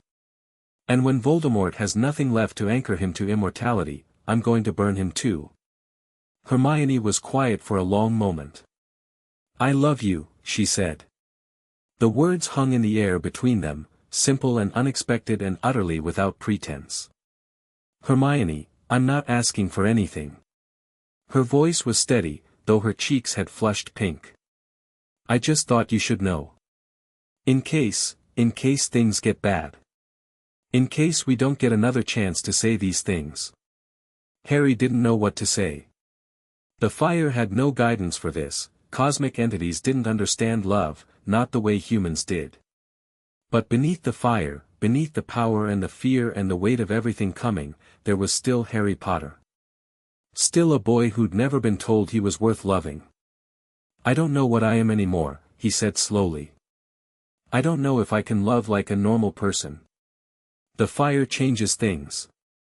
Changes how I see people, how I feel about everything. But when I look at you. He reached out and took her hand again. The fire is quiet. The fire doesn't want to burn anything when you're near. It just waits. Like it knows you're important. Hermione's smile was brilliant and tear-bright. That's the most romantic thing anyone's ever said to me. In a terrifying, cosmic entity sort of way. Harry laughed, a real laugh, the first one he'd managed in weeks. I'll work on better compliments. Please do. She squeezed his hand. But for now, tell me about the Horcruxes. All of them. And we'll figure out how to destroy them together. They talked until dawn, planning and researching and simply being together. Outside the room of requirement, the castle slept, unaware of the forces gathering in its halls. War was coming. Everyone who mattered knew it. But for one night, in one hidden room, two young people found something worth fighting for. The destruction of the Horcrux happened the next evening. Harry had considered waiting, learning more, being patient. But the locket's whispers had been growing stronger, more insistent, trying to find cracks in his mental defenses. The Phoenix Force kept it contained, but containing wasn't destroying, and Harry was done letting pieces of Voldemort's soul exist any longer than necessary. The room of requirement provided what he needed, an empty stone chamber with no furniture, no decorations, nothing that could be damaged. Harry stood in the center, the locket on the floor before him, Hermione and Ron watching from the doorway. Are you sure about this? Ron asked. We don't even know what will happen. No. Harry knelt before the locket. But I know what happens if I don't. This thing keeps whispering, keeps trying to corrupt me. It needs to end. He reached for the fire. It came eagerly, hungrily, rising through him like a wave. Not the controlled flicker he'd shown the Wizengamot or the gentle warmth that healed his hand. This was the Phoenix Force unleashed, the fundamental truth of destruction and rebirth given form. Harry's eyes blazed gold. His skin glowed like molten metal.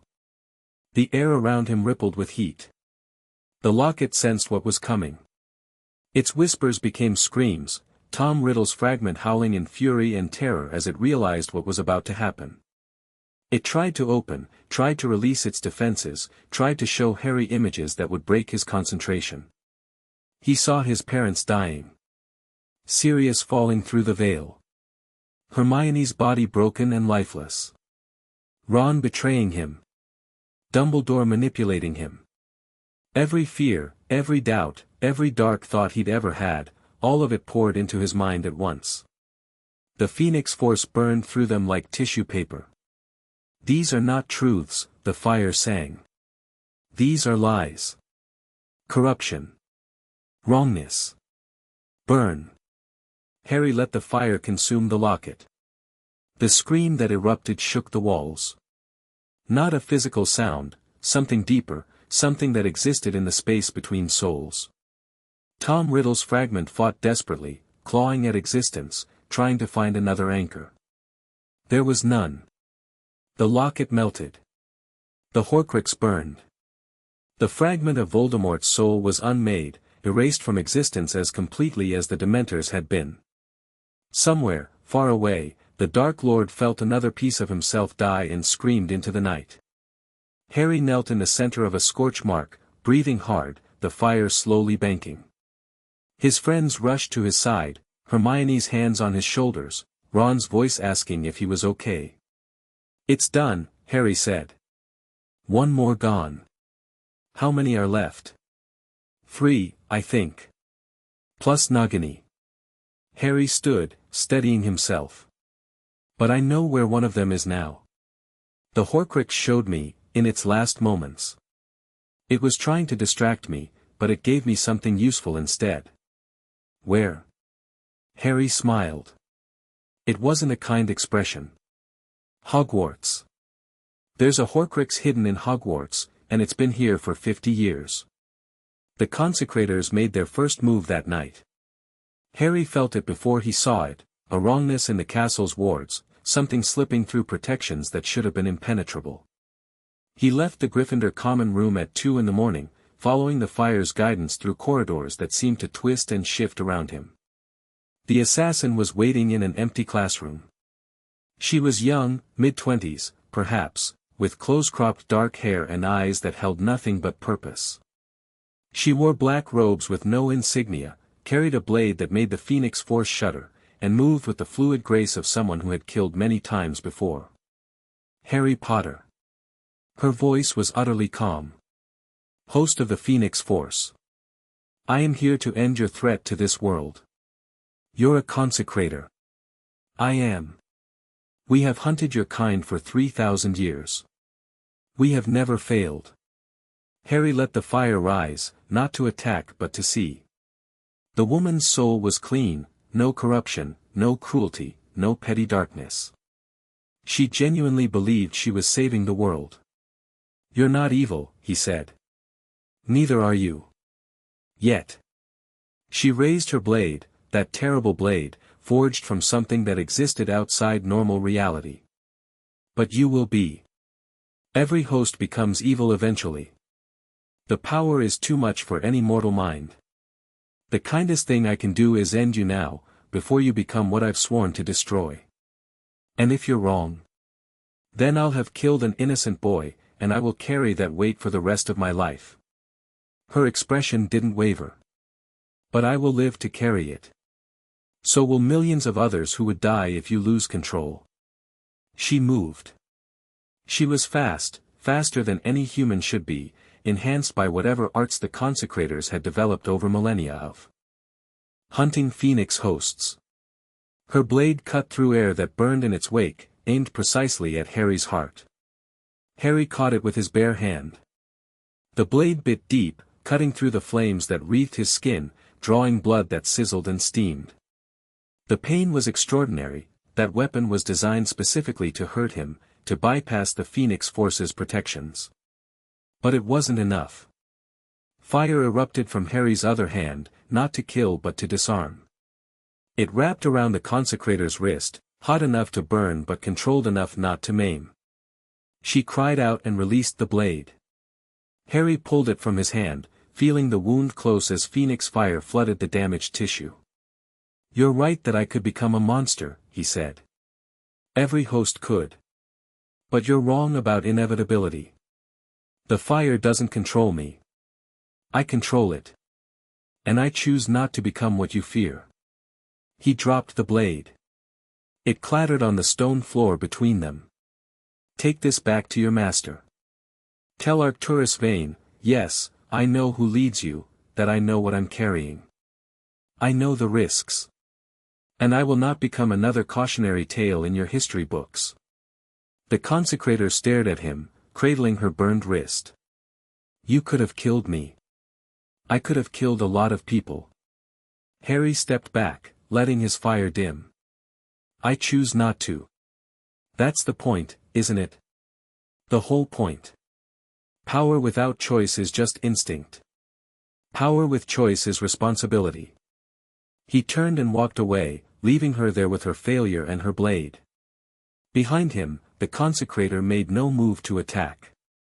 She watched him go with something that might have been confusion, or fear, or the first faint glimmer of doubt.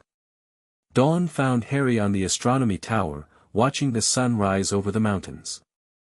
The wound in his hand had healed completely, but he could still feel where the blade had cut, a phantom pain that reminded him of his own mortality. The consecrators would come again. Voldemort would come again. The Ministry would come again. Enemies on every side, and the fire burning ever brighter in his chest. Hermione found him there. I heard about the consecrator. She sat beside him on the cold stone, close enough to touch. Dumbledore is livid. The wards shouldn't have let her through. She had help. Someone inside Hogwarts is working with them. Do you know who? Harry shook his head. Not yet. But I will. They sat in silence as the sky shifted from black to gray to gold. Below them, Hogwarts woke to another day, students and teachers and staff beginning their routines, unaware of the battles being fought in their midst. The locket is destroyed, Harry said finally. One more Horcrux gone. 4 left, including the one here in the castle. Do you know where it is? Close. The fire is helping me narrow it down. He turned to look at her. I need to find it before Voldemort realizes what I'm doing. Before he has time to move them or create protections. Then we'll find it. Hermione's voice was firm. Today. Now. Whatever it takes. Harry smiled, a real smile, warm and human despite the fire burning beneath his skin. I don't deserve you. Probably not. She smiled back. But you're stuck with me anyway. Now come on, Harry Potter, host of the Phoenix Force. We have a war to win. She offered him her hand. He took it, and together they walked back into the castle, ready to face whatever came next. The fire burned on, patient and hungry, waiting to consume the corruption of the world. And Harry Potter, for the first time since the graveyard, felt something like hope. Chapter 2 and Chapter 3, The Resistance Burns. The Room of Requirement had become something more than a training space. Harry stood at the center of a circle of students, 37 of them now, drawn from all 4 houses, and felt their magic like a constellation of stars around him. 3 weeks into the term, and Dumbledore's army had evolved into something the founders never could have imagined. Again, Harry said. Feel the spell before you cast it. Magic isn't just words and wand movements. It's intention. It's will. Neville Longbottom raised his wand. His face was set with concentration, none of the nervous fumbling that had defined his first 4 years at Hogwarts. Something had changed in Neville since the summer, a hardness in his eyes that hadn't been there before. Expelliarmus. The spell crackled with power far beyond what Neville should have been capable of. His practice partner, a 6th-year Ravenclaw named Anthony Goldstein, flew backward, his wand spinning away into the darkness. Silence fell over the room. Bloody hell, Ron breathed. Did you see that? Harry had seen it. More importantly, he'd felt it, the Phoenix Force reaching out without his conscious direction, touching Neville's magic and amplifying it. The same thing had been happening all week, to varying degrees. Students who struggled suddenly excelled. Spells that should have taken months to master clicked into place after a single lesson. He was making them stronger. Just by being near them. The implications of that were terrifying. Good work, Neville. Harry kept his voice steady. Everyone take 5. We'll move on to shield charms next. The group dispersed, clustering into small conversations. Harry caught Hermione's eye across the room. She'd noticed it too, she noticed everything, and her expression was carefully neutral in a way that meant they'd be talking about it later. Daphne Greengrass materialized at his elbow. She'd become a regular presence at DA meetings, despite the raised eyebrows from both Gryffindors and her own housemates. Her intelligence network was proving invaluable, and Harry had come to appreciate her cold practicality. "Zacharias Smith is going to be a problem," she said quietly. Harry glanced toward the corner where Smith was holding court with a few other Hufflepuffs. The boy's face was twisted with something between fear and resentment. "He's been complaining. More than complaining. He's been asking questions. Pointed ones. About what you really are, what you're planning, why you're training an army." Daphne's blue eyes were calculating. "He's not wrong to be suspicious. You're not just teaching defense, Potter. You're building something. I'm preparing people to survive. You're preparing people to fight. There's a difference." She paused. "I'm not criticizing. But Smith isn't the only one who's noticed. Sooner or later, someone is going to push back." As if summoned by her words, Smith's voice cut across the room. "This is ridiculous." Conversations died. Everyone turned to look. Smith stepped forward, his face flushed, his wand clenched at his side. "We came here to learn defense. Real defense. Not to be changed by whatever Potter's doing to us." "Changed how?" Susan Bones asked. "Can't you feel it?" Smith gestured wildly. "My magic's been different since I started coming here. Stronger. Wilder. It's like there's something in me that wasn't there before. And it's coming from him." He pointed at Harry. The room went very still. Harry could feel the attention of every person present, their curiosity, their fear, the questions they'd been too polite to ask. Smith wasn't wrong. The Phoenix Force was affecting them, bleeding into their magic through proximity to its host. He'd hoped it would go unnoticed, or at least unspoken. So much for that. "You're right," Harry said. The admission rippled through the group like a shockwave. "Something happened to me during the Triwizard Tournament. I carry something now, something powerful, something dangerous. And yes, it's affecting your magic. Making you stronger. I didn't plan it, but I can't stop it either." "So you've been experimenting on us?" Smith's voice cracked. "Using us as test subjects for whatever monster you've become?"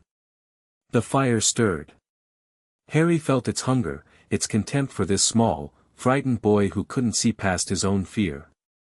It would be so easy to make an example of him. A flash of flame, a demonstration of power, and no one would ever question Harry again. He pushed the impulse down. "I'm not a monster. And I'm not experimenting on anyone." Harry stepped forward, letting his voice carry to every corner of the room. "Everything I've taught you, I learned the hard way. Everything I'm preparing you for is real. Voldemort is back, whether the Ministry admits it or not. A war is coming, and the people in this room are going to be on the front lines." "That's not," Smith started. "Your parents were in the First War, weren't they?" Harry cut him off. "The Smiths were neutral, I think. Stayed out of it. Survived while others died. Is that what you're planning? To hide while everyone else fights?" Smith's face went white, then red. His wand came up.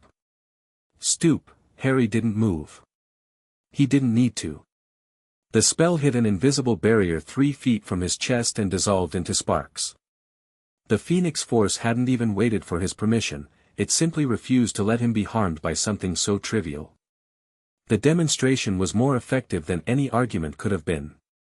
"I'm not your enemy," Harry said quietly. "But I'm not going to pretend I'm something I'm not.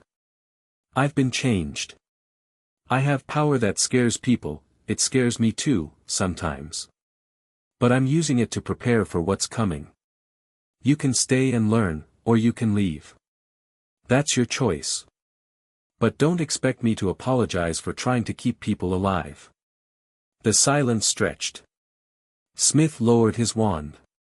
His face was still pale, but something had shifted in his expression, not acceptance, not yet, but the beginning of understanding. "Fine," he said. "Fine. But when this goes wrong, and it will go wrong, I'll be the one who warned you." He walked out. The door sealed behind him with a soft click. Harry looked around the room at the faces of his remaining students. Fear, yes. Uncertainty. But also something else, something that looked almost like faith. "Anyone else want to leave?" No one moved. "Then let's get back to work." The diadem revealed itself on a Thursday.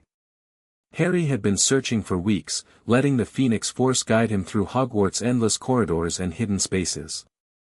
The castle was riddled with secrets, rooms that appeared and disappeared, passages that led to impossible places, magic so old it had become part of the stonework itself. The Horcrux was hiding in the Room of Requirement. Not the training room the DA used, but another configuration entirely, a vast cathedral of junk and forgotten things, piled high with the accumulated detritus of 1,000 years. The Room of Hidden Things, the house elves called it. A place where generations of students had stashed their secrets. Harry walked through the towering stacks alone, the fire burning low in his chest, searching for the wrongness he knew was there. He found it in the back. Perched atop a cabinet like a forgotten crown. Rowena Ravenclaw's diadem. Beautiful and ancient and utterly corrupted, the metal tarnished by the soul fragment it contained. As Harry approached, he felt the Horcrux wake up, felt Tom Riddle's presence stirring within, recognizing the threat. "You," the Horcrux whispered into his mind. "I know what you are. I felt my brother die. You burned him, and now you've come for me. Yes. You think you can destroy us all? You think you can face the Dark Lord with nothing but fire?" The whisper turned mocking. "He is beyond you. Beyond anything. He has conquered death itself. He's hidden pieces of himself in jewelry because he's afraid of dying." Harry reached for the diadem. "That's not conquering death. That's cowering from it." The Horcrux lashed out. Not with magic, Horcruxes couldn't cast spells, but with something worse. Visions, memories, fears given form. Harry saw himself consumed by the Phoenix Force, his humanity burned away until nothing remained but fire and hunger. He saw Hermione turning away from him in disgust. He saw Ron's body broken on a battlefield. He saw everyone he loved dead or fleeing, and himself alone at the center of a ruined world. "This is what you become," the Horcrux hissed. "This is what the fire makes you. A destroyer. A monster. You will burn everything you love, and when there is nothing left to burn, you will burn yourself." The visions were vivid. Terrifying. Almost convincing. But Harry had seen this trick before. "You're lying," he said. "You're trying to make me doubt myself, just like the locket did. But here's the thing, Tom, I've already faced those fears. I've already made my choice." He let the fire rise. "And I choose to burn." The Phoenix Force erupted from his outstretched hands, white gold and absolute. The diadem shrieked, that same awful sound of a soul fragment being unmade, and tried to resist. For a moment, the ancient magic of Ravenclaw's artifact pushed back against the cosmic fire. It wasn't enough. The diadem melted. The Horcrux burned. Another piece of Voldemort's immortality was erased from existence. Harry stood in the ashes, breathing hard, feeling the Phoenix Force settle back into its watchful patience. 3 Horcruxes destroyed. 3 more to go, plus Nagini. He was getting closer. The attack came 2 days later. Harry was in the Great Hall for dinner, surrounded by the normal chaos of a Hogwarts evening. Students laughed and argued and complained about homework. The enchanted ceiling showed a clear night sky, stars glittering in the darkness. Everything seemed peaceful. Then the doors exploded inward. Death Eaters poured through the breach, a dozen of them, maybe more, masks gleaming in the candlelight, wands already casting. The surprise was total. Students screamed and dove for cover. Teachers scrambled to respond. Harry was on his feet before the first curse flew. The fire erupted without conscious thought, forming a barrier between the attackers and the panicked students. Green killing curses splashed against it harmlessly. Torture curses dissolved into sparks. For a moment, the Death Eaters faltered, confused by magic they'd never encountered. Then a figure stepped through the breach, and Harry felt the temperature in the room drop by 20 degrees. Lord Voldemort had come to Hogwarts. He looked different than he had in the graveyard, wounded, somehow, diminished by the loss of his Horcruxes. But his red eyes blazed with fury, and the magic rolling off him was still enough to make the stones shake. Harry Potter. The high, cold voice cut through the chaos. You've been busy. I felt them die, you know. My treasures. My anchors. You've been burning them. I have. Harry stepped forward, letting his fire blaze higher. And I'm not done yet. No. You're not. Voldemort's lipless mouth curved into something like a smile. But neither am I.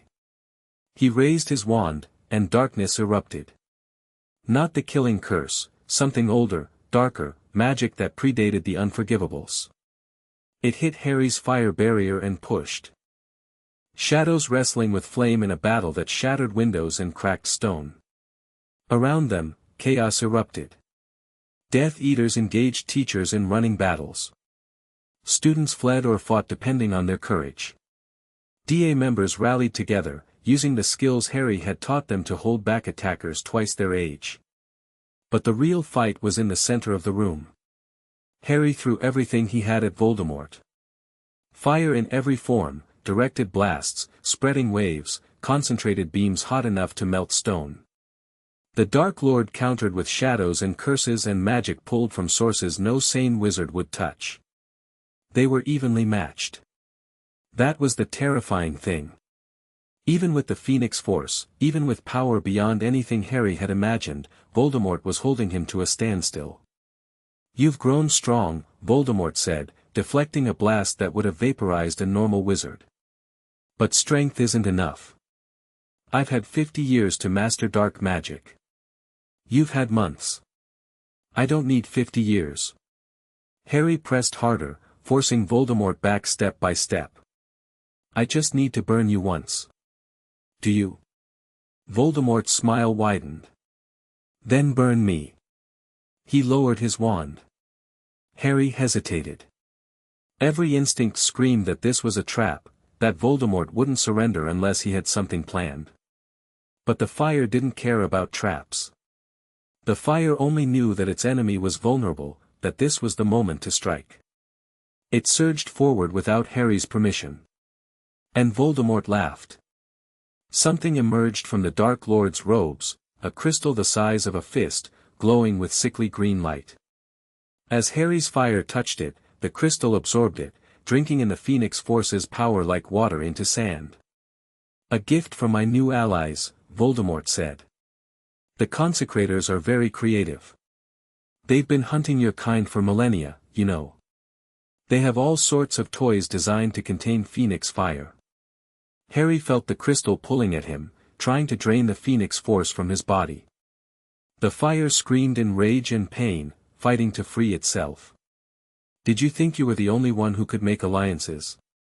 Voldemort stepped forward, his wand raised now. The enemy of my enemy, Potter. The Consecrators want you dead. I want you dead. It was an easy negotiation. Vane is using you. Harry gritted the words out, fighting to maintain control. The moment I'm gone, he'll come for you. Phoenix hosts aren't his only targets, he wants to eliminate anyone who threatens the natural order. Perhaps. But I'll deal with him after you're dead. Voldemort aimed his wand at Harry's heart. Goodbye, Harry Potter. You were almost worth, the curse never came. A silver knife buried itself in Voldemort's wand arm. The Dark Lord staggered, his concentration breaking. The crystal's pull on Harry weakened just enough for the Phoenix Force to tear free, erupting outward in a blast that sent both Voldemort and his artifact flying. Daphne Greengrass stood in the chaos, her arms still extended from the throw, her aristocratic face set with cold fury. "That was my grandmother's knife," she said. "I'll want it back." Voldemort snarled and reached for the blade with his good hand, then froze as he felt the wards shifting around him. Dumbledore had arrived, power crackling around him like a storm, and the Hogwarts defenses were finally responding to the invasion. "Another time," the Dark Lord hissed. He gestured, and the Death Eaters began disappearing, disapparating in bursts of black smoke that the castle's protections should have prevented. Within seconds, they were gone. The great hall fell silent. Harry stood in the wreckage, his fire slowly banking, his body trembling with exhaustion. Around him, the cost of the battle was becoming clear: overturned tables, shattered windows, scorch marks on every surface. Students injured, some badly. A few teachers down. But no one dead. Not yet. "Harry." Dumbledore's voice was gentle but firm. "We need to talk." The headmaster's office felt smaller than Harry remembered. He sat in the chair across from Dumbledore's desk, the fire still simmering beneath his skin, watching the old wizard settle into place. The portraits on the walls were unusually quiet, their painted eyes fixed on Harry with varying degrees of curiosity and concern. "That was closer than I would have liked," Dumbledore said. "Voldemort has consecrator weapons." Harry's voice was flat. "He's allied with Vane." "So it would seem." Dumbledore's expression was troubled. "An unlikely partnership, but a dangerous one. The consecrators have resources that Voldemort needs, and he offers them a target they've hunted for millennia. How did they get into Hogwarts? The wards should have held." "Yes. They should have." Dumbledore was quiet for a moment. "I believe we have a traitor on the staff. Someone has been feeding information to outside parties, the consecrators, almost certainly, and perhaps the Death Eaters as well." "Professor Vector." Harry remembered the consecrator's attack, the assassin who had known exactly where to find him. "I saw her watching me during the first week of term. She's working with them. Septima Vector has been a trusted colleague for 15 years. But Dumbledore's voice held doubt. "I will investigate." "Do more than investigate." Harry leaned forward. "She's dangerous. They all are. And we're running out of time." "Time for what?" "To finish this." Harry met Dumbledore's eyes. 3 Horcruxes left. The cup is in Bellatrix Lestrange's vault at Gringotts. Nagini is wherever Voldemort is hiding. And there's one more, one you haven't told me about. Dumbledore went very still. "You've known since the graveyard," Harry continued. "You've known there was a Horcrux in my scar. The Phoenix Force destroyed it when it bonded with me, but you didn't know that would happen. You were preparing me to die." The silence stretched. "Yes," Dumbledore said finally. "I was." Harry had expected anger. Instead, he felt only a cold clarity. "Tell me everything. No more secrets, no more manipulations. Tell me what you know about the Horcruxes, about Voldemort, about all of it." And Dumbledore, for the first time since Harry had known him, told the complete truth. The story took hours. Dumbledore told him about Tom Riddle, the brilliant, charming, utterly hollow boy who had arrived at Hogwarts 60 years ago. About the murders and manipulations that had marked his rise. About the obsession with immortality that had led him to tear his soul apart again and again. He told him about the First War, about the Order of the Phoenix, about the choices that had been made in the name of the greater good. About the prophecy that had marked Harry before his birth. About the night his parents died, and the magic that had saved him, and the fragment of Voldemort's soul that had lodged in his scar. He told him about 15 years of watching and planning, of preparing Harry for a sacrifice that had always seemed inevitable. About the guilt and the grief and the terrible arithmetic of war, where one life might be exchanged for thousands. I told myself it was necessary, Dumbledore said. His voice was rough with something that might have been shame. I told myself that Harry Potter's death would save the wizarding world. I thought, I believed, you believed I was a weapon. Harry's voice was calm. A tool. A piece to be sacrificed when the time was right. Yes. Dumbledore didn't flinch from the accusation. I did. And I was wrong. Not just strategically, morally. I treated you as a means to an end, when you were always your own end. Your own person. I am sorry, Harry. Truly sorry. The fire wanted Harry to be angry. It wanted him to burn this office down, to punish the old man for years of manipulation, to make him feel the betrayal he'd inflicted. But Harry remembered something Hermione had said, the hosts who became monsters stopped seeing people as people. Dumbledore was a person. A flawed, frightened, well-intentioned person who had made terrible decisions for what he believed were good reasons. Burning him wouldn't change the past. It wouldn't undo the years of being used. It would only make Harry into something worse. I don't forgive you, Harry said. I'm not sure I ever will. But I understand why you did it. And I'm choosing to move forward. Relief flickered across Dumbledore's face. That is more generous than I deserve. It's not generosity. It's practicality. Harry stood. I need you. The Order needs you. The students need you. Whatever you've done, you're still one of the most powerful wizards in the world, and we're fighting a war on multiple fronts. I can't afford to make you my enemy. And after the war? Harry considered the question. After the war, we'll see. Maybe I'll have learned to forgive. Maybe I won't. But right now, what matters is stopping Voldemort before more people die. He moved toward the door, then paused. One more thing. The Consecrators have an agent in Hogwarts. Find them. And if you can't find them, let me know. The fire is very good at revealing secrets. He left without waiting for a response. The common room was quiet when Harry returned. Most of the Gryffindors were asleep, exhausted by the attack and its aftermath. A few lingered in corners, talking in hushed voices about what they'd seen. The battle had changed things, made the war real in a way that newspaper articles never could. Hermione was waiting by the fire. She looked up as he entered, her face tired but alert. A book lay open in her lap, but she hadn't been reading. She'd been waiting for him. How bad? She asked. Harry sat down beside her, closer than was strictly necessary. Dumbledore told me everything. The Horcruxes, the prophecy, what he was planning for me. All of it. And I didn't burn his office down. A tired smile crossed his face. Felt like progress. Hermione's hand found his. I'm proud of you. For not committing arson. For choosing mercy when you had every right to choose anger. She squeezed his fingers. That's what makes you different, Harry. That's what the Consecrators don't understand. The fire doesn't control you. You control it. Most of the time. He leaned his head back against the couch. Voldemort has their weapons now. That crystal thing, it nearly drained me.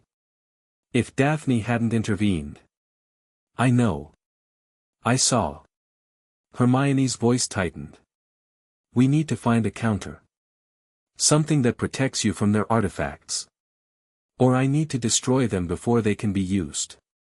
Harry turned to look at her. 3 Horcruxes left. The cup, the snake, and, Dumbledore says there might be something else.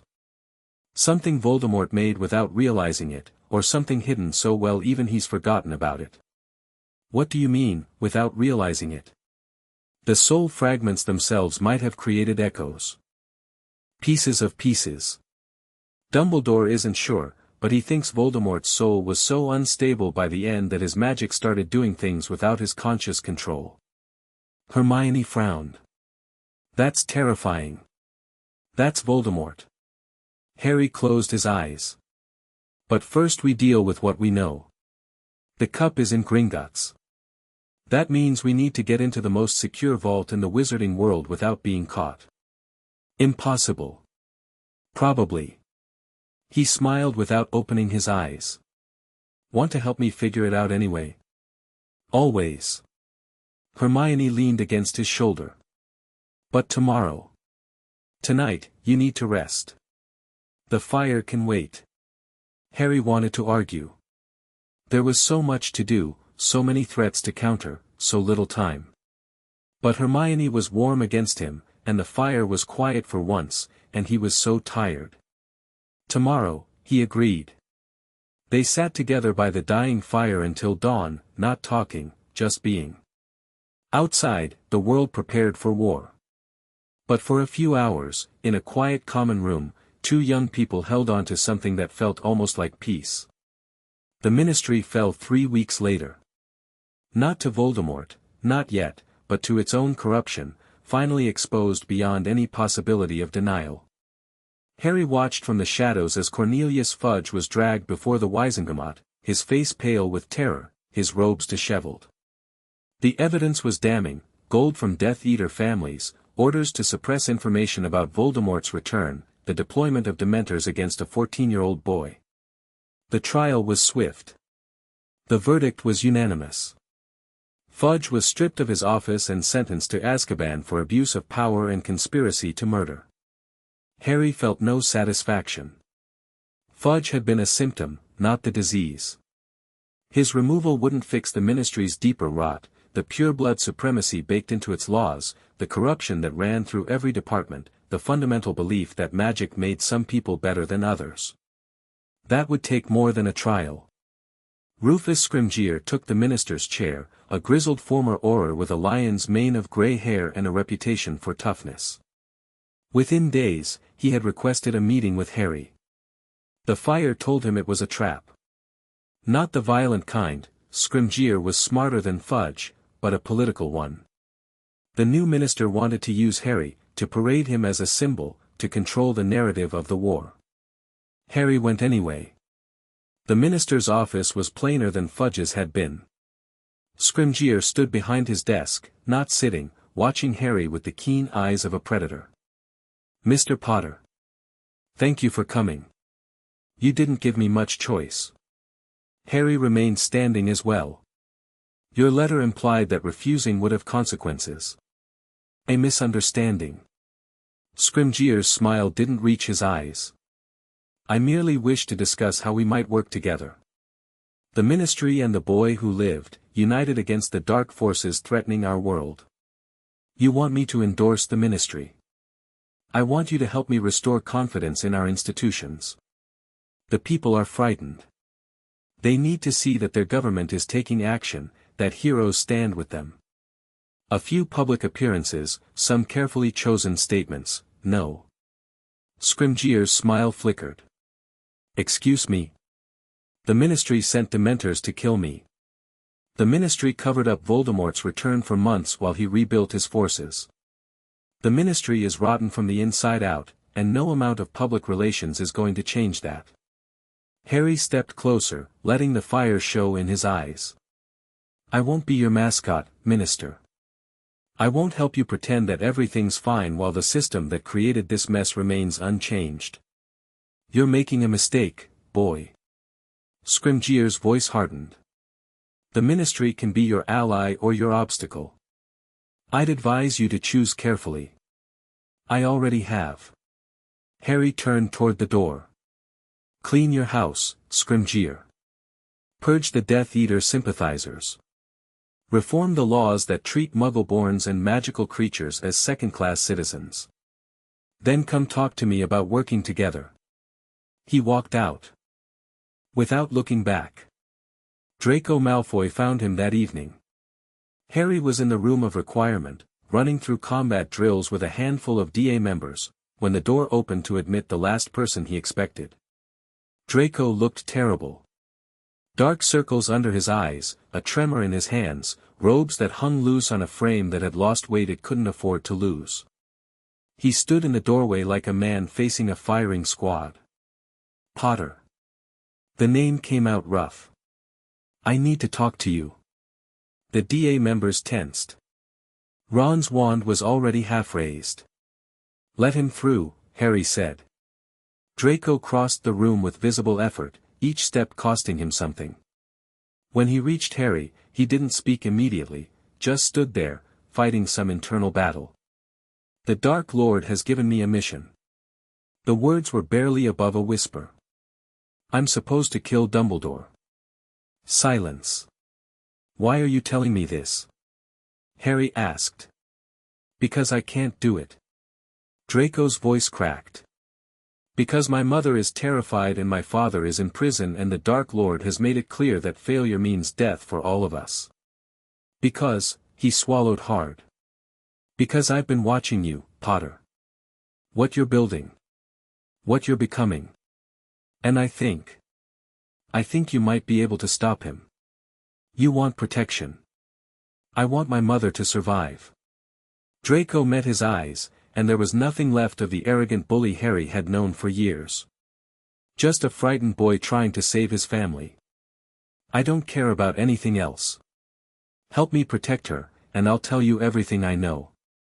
Voldemort's plans, his hiding places, his allies. Everything. Harry studied him. The fire showed him Draco's soul, not pure, not good, but not irredeemable either. A product of his upbringing, his environment, his father's poison. Someone who had made cruel choices because cruel choices were all he'd been taught. Not a monster. Just a person. If you betray us, Harry said quietly, I will burn you alive. Not as a threat, as a promise. Your mother, your family name, everything you've ever cared about will turn to ash. Understand? Draco nodded. He understood. Good. Harry extended his hand. Welcome to the Resistance. After a long moment, Draco took it. The intelligence Draco provided changed everything. Voldemort was hiding in the Malfoy Manor. Harry had suspected as much, but confirmation allowed them to plan. More importantly, Draco knew the Dark Lord's schedule, his security arrangements, his vulnerabilities. Including where he kept Nagini. She never leaves his side, Draco explained, hunched over a map in the room of requirement. Except at night, when she hunts. He lets her loose in the grounds, and she returns by dawn. That's our window. Harry traced the manor's layout with one finger. If we can get to her during the night, destroy the Horcrux, getting onto the grounds is suicide. Draco shook his head. The wards are ancient. Blood magic, mostly. They'll kill anyone who isn't a Malfoy or specifically keyed in. Then key us in. Draco went pale. That would require blood. My blood. If the Dark Lord ever discovered, he won't. Harry's voice was certain. We hit fast, hit hard, and get out before anyone knows we were there. One night. One chance. Can you do it? Draco looked at him for a long moment. Whatever he saw in Harry's eyes seemed to decide something. For my mother, he said. I can do it for her.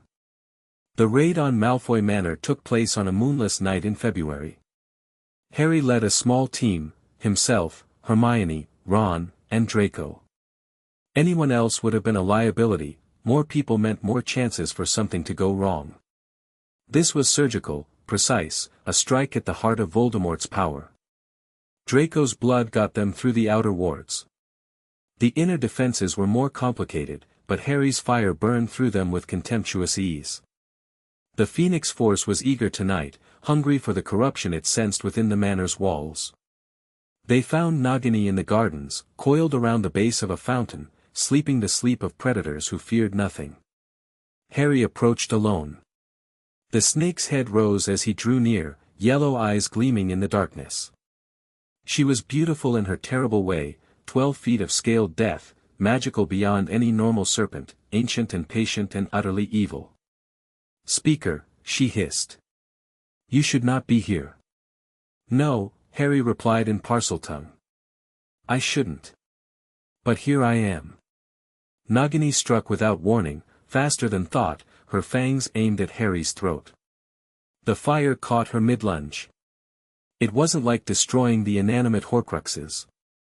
Nagini was alive, conscious, a creature with her own will and her own fragment of Voldemort's soul.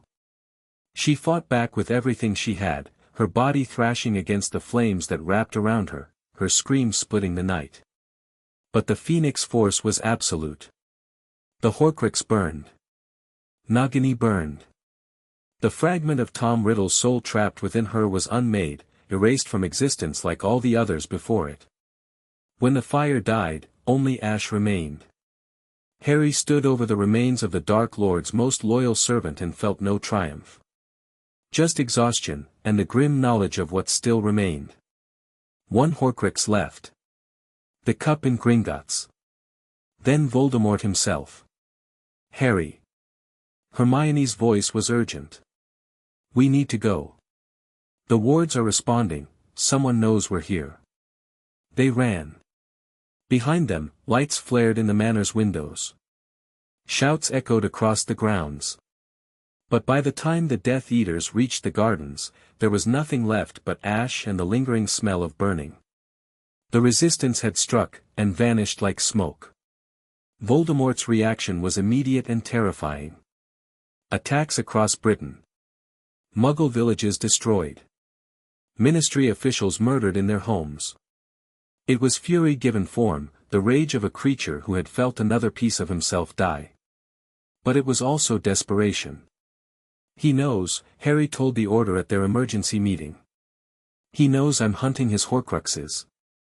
He knows I've almost won. Which makes him more dangerous, not less." Moody, the real Moody, finally restored to them, growled from his corner. "A cornered animal fights hardest. Then we don't let him fight." Harry stood, letting his fire illuminate the room. One Horcrux left. Once it's destroyed, Voldemort is mortal. Killable. We end this. Gringotts is impregnable, someone protested. Gringotts is a bank run by goblins who care about gold more than anything else.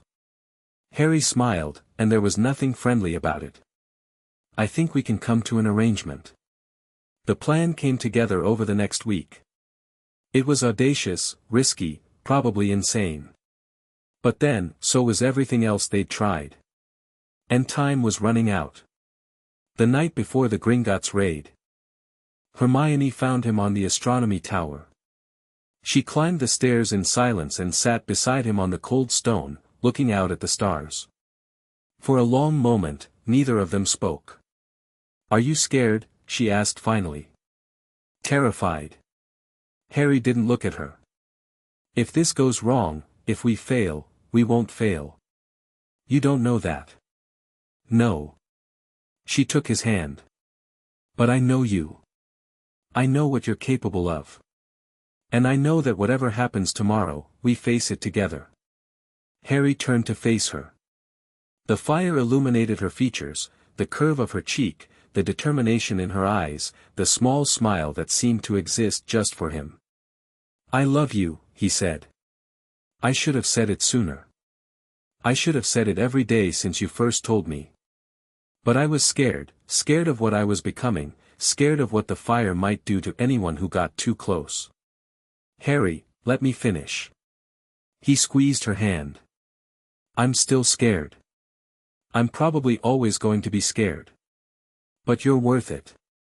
Whatever happens, whatever I have to face, knowing that you're there makes it bearable." Hermione's eyes were bright with tears, but she was smiling. "That's a much better compliment than the last one. I've been practicing." She laughed, a real laugh, bright and warm, and then she kissed him. The fire rose in response, but not to burn. It wrapped around them both like a blessing, like a promise. For a moment, Harry felt nothing but warmth and hope and the absolute certainty that this was worth fighting for. When they finally pulled apart, Hermione was glowing faintly, touched by the Phoenix Force's light. "Whatever happens tomorrow," she said, "we face it together." "Together," Harry agreed. They stayed on the tower until dawn, watching the stars will overhead, holding on to something that felt almost like peace.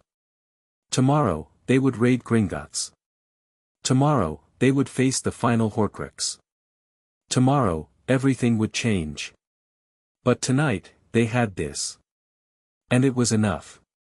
Chapter 3 and Chapter 4, What Must Be Sacrificed. The goblin's name was Ragnarok, and he looked at Harry with the calculating eyes of a creature who had measured wealth for 300 years. "You want access to the Lestrange vault," he said. His voice was like gravel scraping against stone. "A vault that belongs to one of the oldest pureblood families in Britain. A vault protected by enchantments that have killed better thieves than you." "I'm not a thief." Harry sat across from the goblin in a private chamber deep beneath Gringotts, far from the marble halls where ordinary wizards conducted their business. "I'm offering a trade." "What could you possibly offer that would interest the Goblin Nation?" Harry reached into his robes and withdrew a small bag. He appended it onto the table between them. Gold coins spilled out, but not galleons. These were older, stranger, stamped with symbols that made Ragnarok's eyes widen despite centuries of practiced neutrality. "Founder's gold," Harry said. "Minted by Helga Hufflepuff herself, according to the records in the Hogwarts archives. There are 47 coins in that bag. I'm told they're worth approximately 1,000,000 galleons to the right collector." Ragnarok's long fingers reached for one of the coins, then stopped. "Where did you get these?" "The Room of Requirement. Hogwarts has accumulated a lot of valuable things over the centuries. Most of it is junk, but some of it." Harry gestured at the gold. "I'm prepared to offer more. Much more. In exchange for 1 hour of unsupervised access to the Lestrange vault." "You're asking me to betray a client." "I'm asking you to choose sides." Harry leaned forward, letting the fire show in his eyes. "Voldemort is coming back to full power, Ragnarok. When he does, how do you think he'll treat the goblins? He doesn't see you as allies, he sees you as servants. Tools to be used and discarded. And you see us differently. I see you as people. Clever, dangerous, proud people who deserve better than the scraps wizards have been throwing you for centuries." Harry held the goblin's gaze. "Help me destroy Voldemort, and I'll make sure the next government remembers who its friends were. Laws can change. Treaties can be renegotiated. The Goblin Nation has been waiting for an opportunity like this for 1,000 years." The silence stretched. Ragnarok picked up one of the Founder's coins, turning it over in his fingers. His expression was unreadable, but Harry could feel the calculation happening behind those dark eyes. 1 hour, the goblin said finally. "Unsupervised. And when Voldemort is dead, you will personally advocate for goblin representation in the Wizengamot." "Done. And if you're caught, if anything goes wrong, the Goblin Nation knows nothing of this arrangement." "Agreed." Ragnarok's thin lips curved into something that might have been a smile. "Then we have a deal, Harry Potter. May your fire burn bright enough to keep your promises." The descent into the depths of Gringotts was like traveling back in time. The upper levels were modern by wizarding standards, marble floors, crystal chandeliers, goblins in well-tailored suits conducting business with professional efficiency. But as the cart plunged deeper, the stone grew older and the magic grew wilder. Harry rode alone. Hermione had wanted to come, had argued, actually, with a ferocity that made the fire stir in appreciation, but this was something he needed to do himself. The fewer people involved, the better.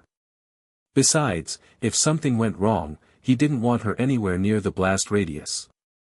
The Lestrange vault was on the lowest level, protected by dragons and curses and enchantments that had been accumulating for generations. The cart stopped at a platform of rough-hewn stone, and Harry stepped out into darkness. The dragon was the first obstacle. It was old and scarred, its scales dulled by decades of imprisonment, its eyes milky with cataracts. Chains bound it to the cavern floor, and it flinched at Harry's approach, not because it feared him, but because it had been taught to fear everything. The fire stirred with something that felt almost like sympathy. "I'm not here to hurt you," Harry said quietly. "I'm just passing through." The dragon's head turned toward his voice. It couldn't see him properly, but it could feel the heat radiating from his skin, could sense the power burning beneath his surface. For a long moment, nothing happened. Then the dragon lowered its head and let him pass. The vault door was massive, 20 feet of enchanted metal covered in runes that made Harry's teeth ache. He pressed his hand against it and let the fire flow. The enchantments fought back. They were designed to kill intruders, to trap them, to alert the goblins to any breach. But they weren't designed for the Phoenix Force. They couldn't be. The Phoenix Force existed outside the rules that governed normal magic. The door melted.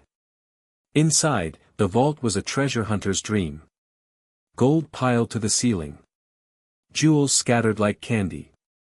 Artifacts that radiated magic, some of it light and some of it very, very dark. Harry ignored all of it. The cup was on a high shelf in the back, gleaming softly in the light of his fire. Helga Hufflepuff's cup, twisted into something obscene by the fragment of soul it contained. As Harry approached, he felt it wake up, felt Tom Riddle's awareness stirring within. "You again." The voice was different from the others, older, somehow, more resigned.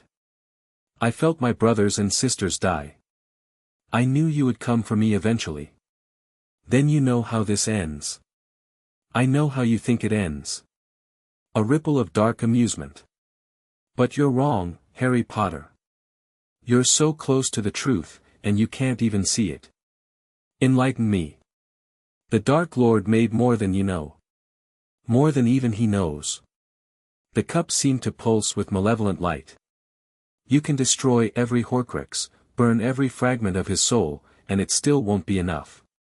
Because the greatest Horcrux isn't an object. It's an idea." Harry reached for the cup. "Riddles and games. That's all you have left. Ask Dumbledore about Albania. Ask him about the diary and what it really was. Ask him." The fire consumed the cup before it could finish. The Horcrux screamed as it died, but the sound was almost sad, a creature that had known its fate and gone to meet it anyway. When the flames died, only a puddle of molten gold remained. 4 Horcruxes destroyed. 5, counting the one in Harry's scar. That left only Nagini. No. Nagini was already gone. He'd destroyed her at Malfoy Manor. Which meant Harry stood in the ruins of the Lestrange vault, surrounded by treasure he didn't want, and felt a cold certainty settle in his chest. The cup had been lying. It had to be. Voldemort had made 7 Horcruxes, and Harry had destroyed them all. The diary, the ring, the locket, the diadem, the cup, Nagini, and the fragment in his own scar. 7. That was the number. That was what Dumbledore had said.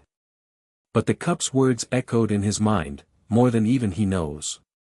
What if Dumbledore was wrong? The escape from Gringotts was almost anticlimactic. Harry walked out the way he'd come in, past the dragon that watched him with something like hope, past the ancient stone and the wild magic, past the goblins who carefully didn't see him. Ragnarok had kept his word. The path was clear. He emerged into Diagon Alley as dawn broke over London, the spring air cool against his fire-warmed skin. The shopping district was quiet at this hour, a few early risers, some shop owners preparing for the day, nothing out of the ordinary. Then the screaming started. Harry's head snapped up. Black smoke was rising from the direction of the leaky cauldron, and he could feel magic, dark magic, tearing through the air. He ran.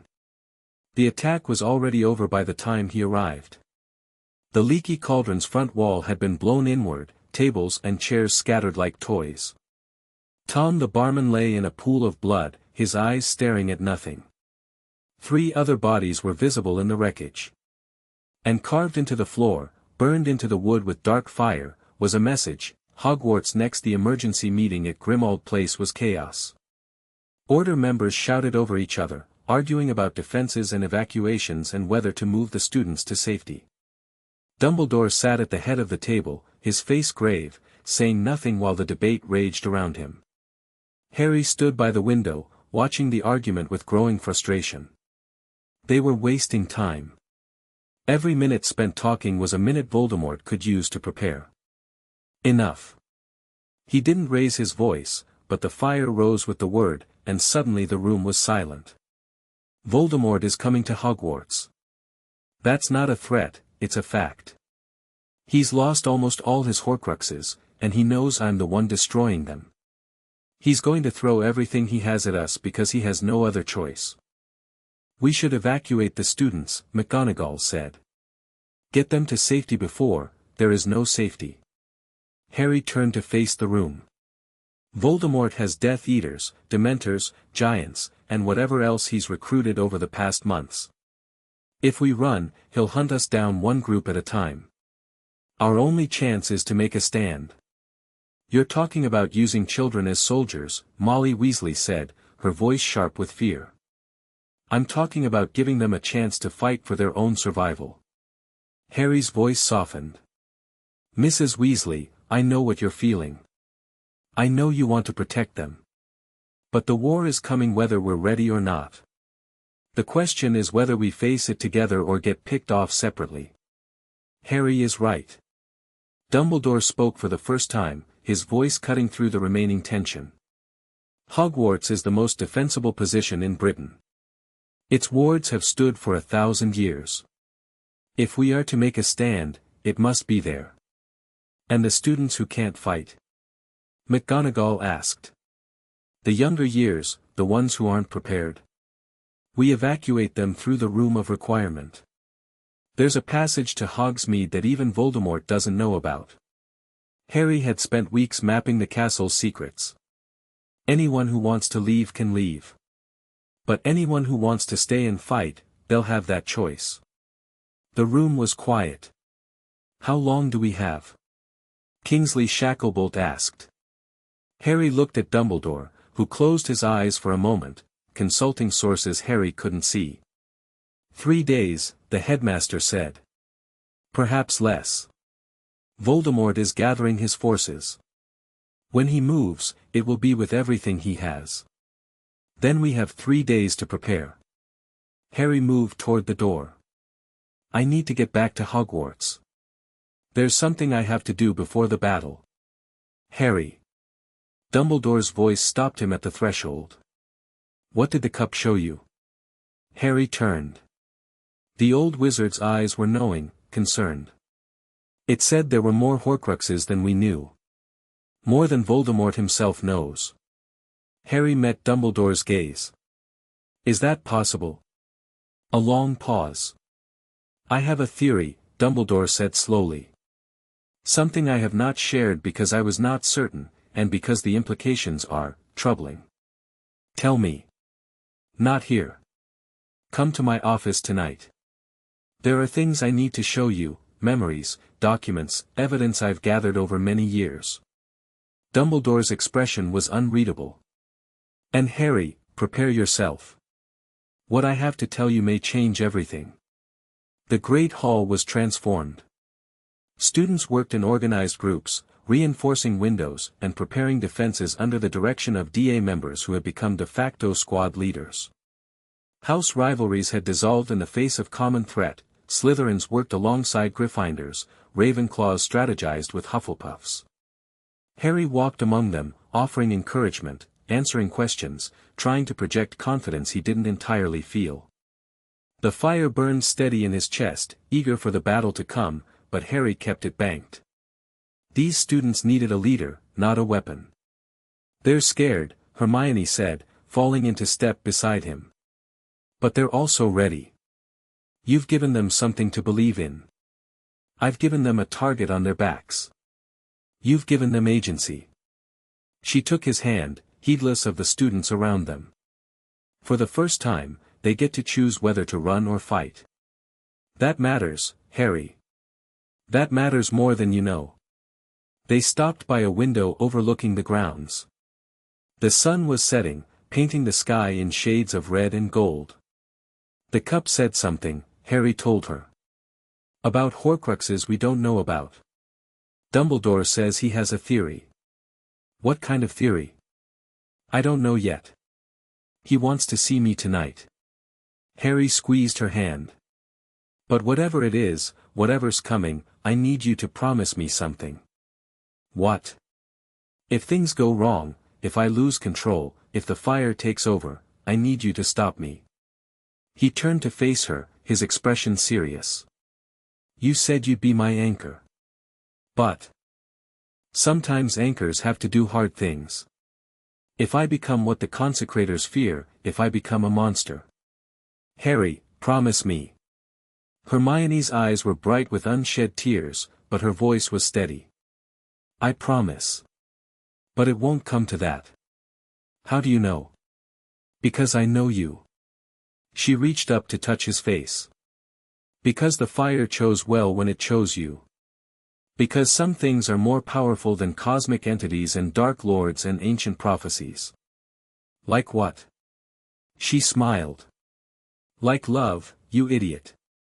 Like friendship and loyalty and the absolute stubborn refusal to give up. You have all of that, Harry. You always have. The fire stirred at her words, not with hunger, but with something gentler. Something that felt almost like agreement. I don't deserve you, Harry said. Probably not. Her smile widened. But you're stuck with me anyway. Now come on, you have a meeting with Dumbledore, and I have defensive wards to reinforce. She kissed him quickly and walked away, leaving Harry alone with the sunset and the weight of everything to come. Dumbledore's office was quiet when Harry arrived. The headmaster sat behind his desk, looking older than Harry had ever seen him. A pensieve rested on the polished wood, its surface swirling with silver light. Sit down, Harry. This may take some time. Harry took the chair across from him. The cup said Voldemort made more Horcruxes than he knew. How is that possible? It isn't. Not exactly. Dumbledore touched the pensieve with one long finger. But the cup was not lying. There is another fragment of Tom Riddle's soul in the world, one he did not create deliberately, one that even he may not be aware of. I don't understand. Do you know what a Horcrux truly is?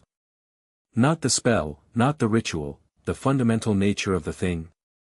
Harry shook his head. A Horcrux is a wound in reality. When a soul is torn by murder and then deliberately divided, it creates a kind of scar on the fabric of existence. The fragment that is sealed away is protected, yes, but it is also unstable. Volatile. Prone to leaking. Leaking how? Through proximity.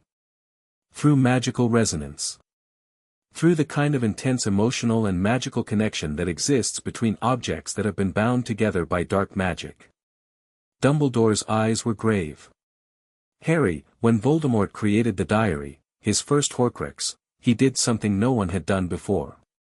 He created a Horcrux that could think, that could interact with the world, that could possess another soul. Ginny. In second year. Yes. And when Tom Riddle possessed Ginny Weasley, when he began to drain her life force to restore his own, something happened. A connection was formed. A fragment of the diary's essence, of Voldemort's essence, lodged itself somewhere it was never meant to go.